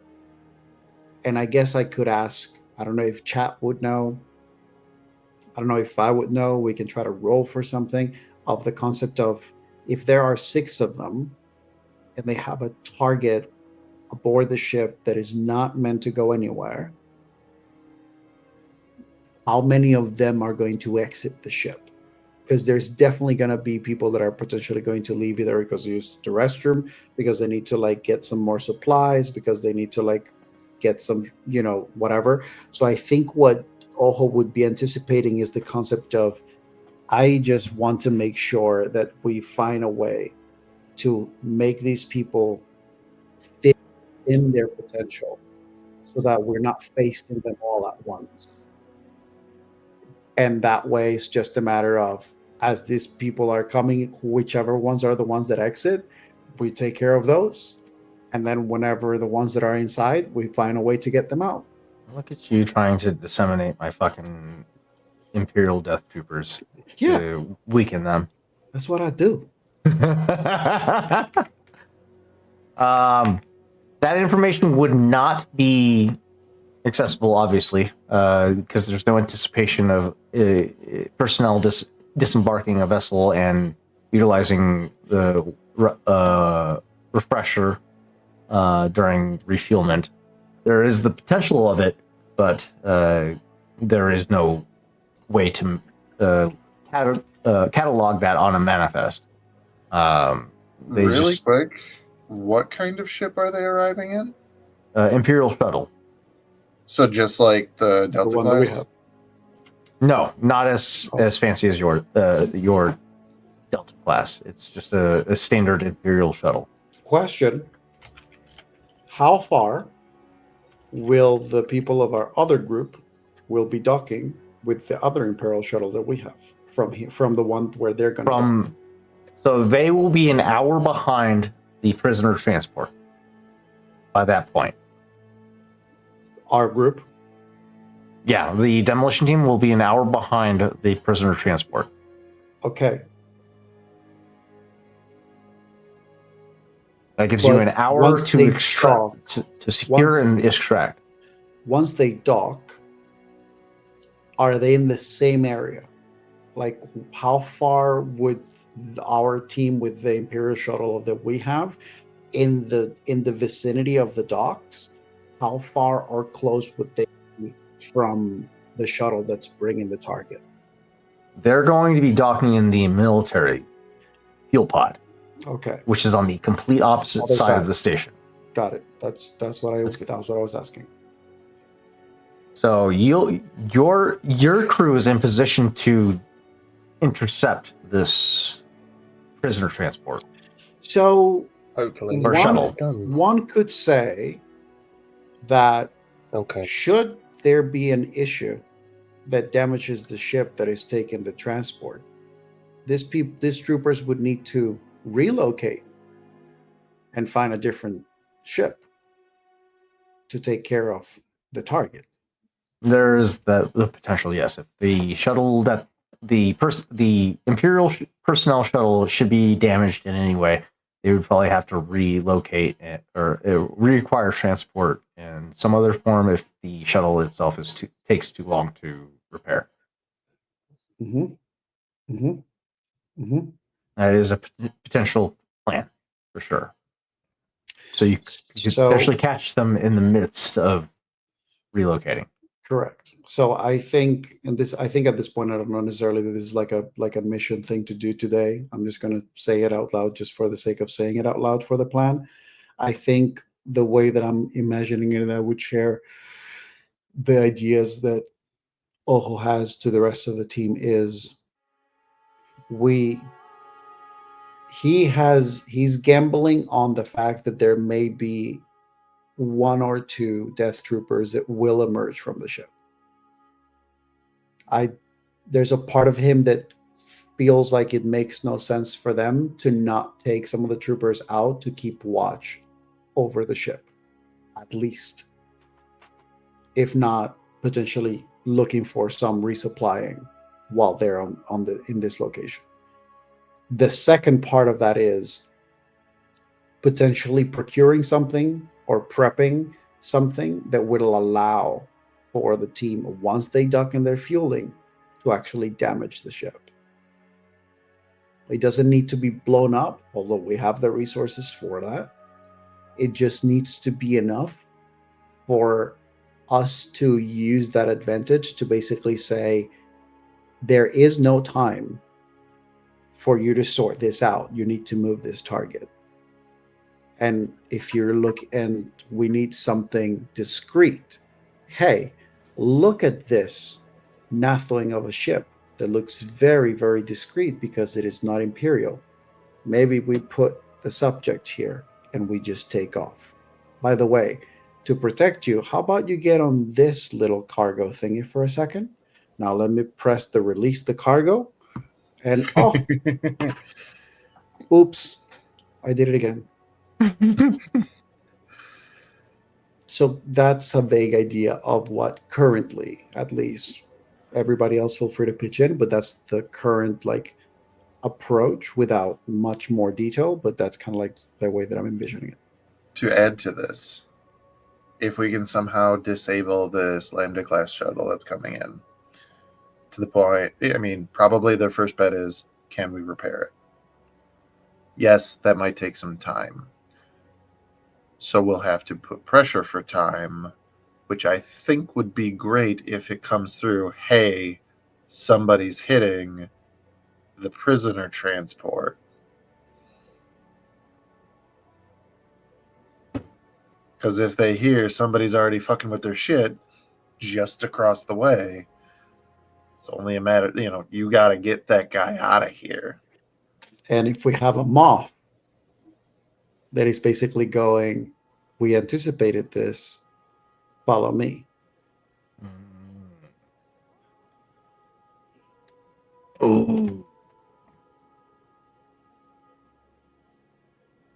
Audience, you heard it here first. Infiltration team coming up with contingencies upon contingencies for the potential events that are going to transpire in the next 2 to 3 hours here on Banner Star Station. they can plan all they want, but when push comes to shove, what's going to count is action.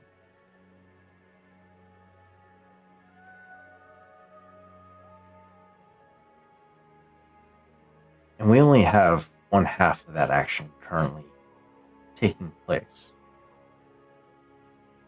What's soon to follow is next week's episode of Part 2, Trailblazer, where the demolition team emerges onto the scene and enacts their own plan of action on the station.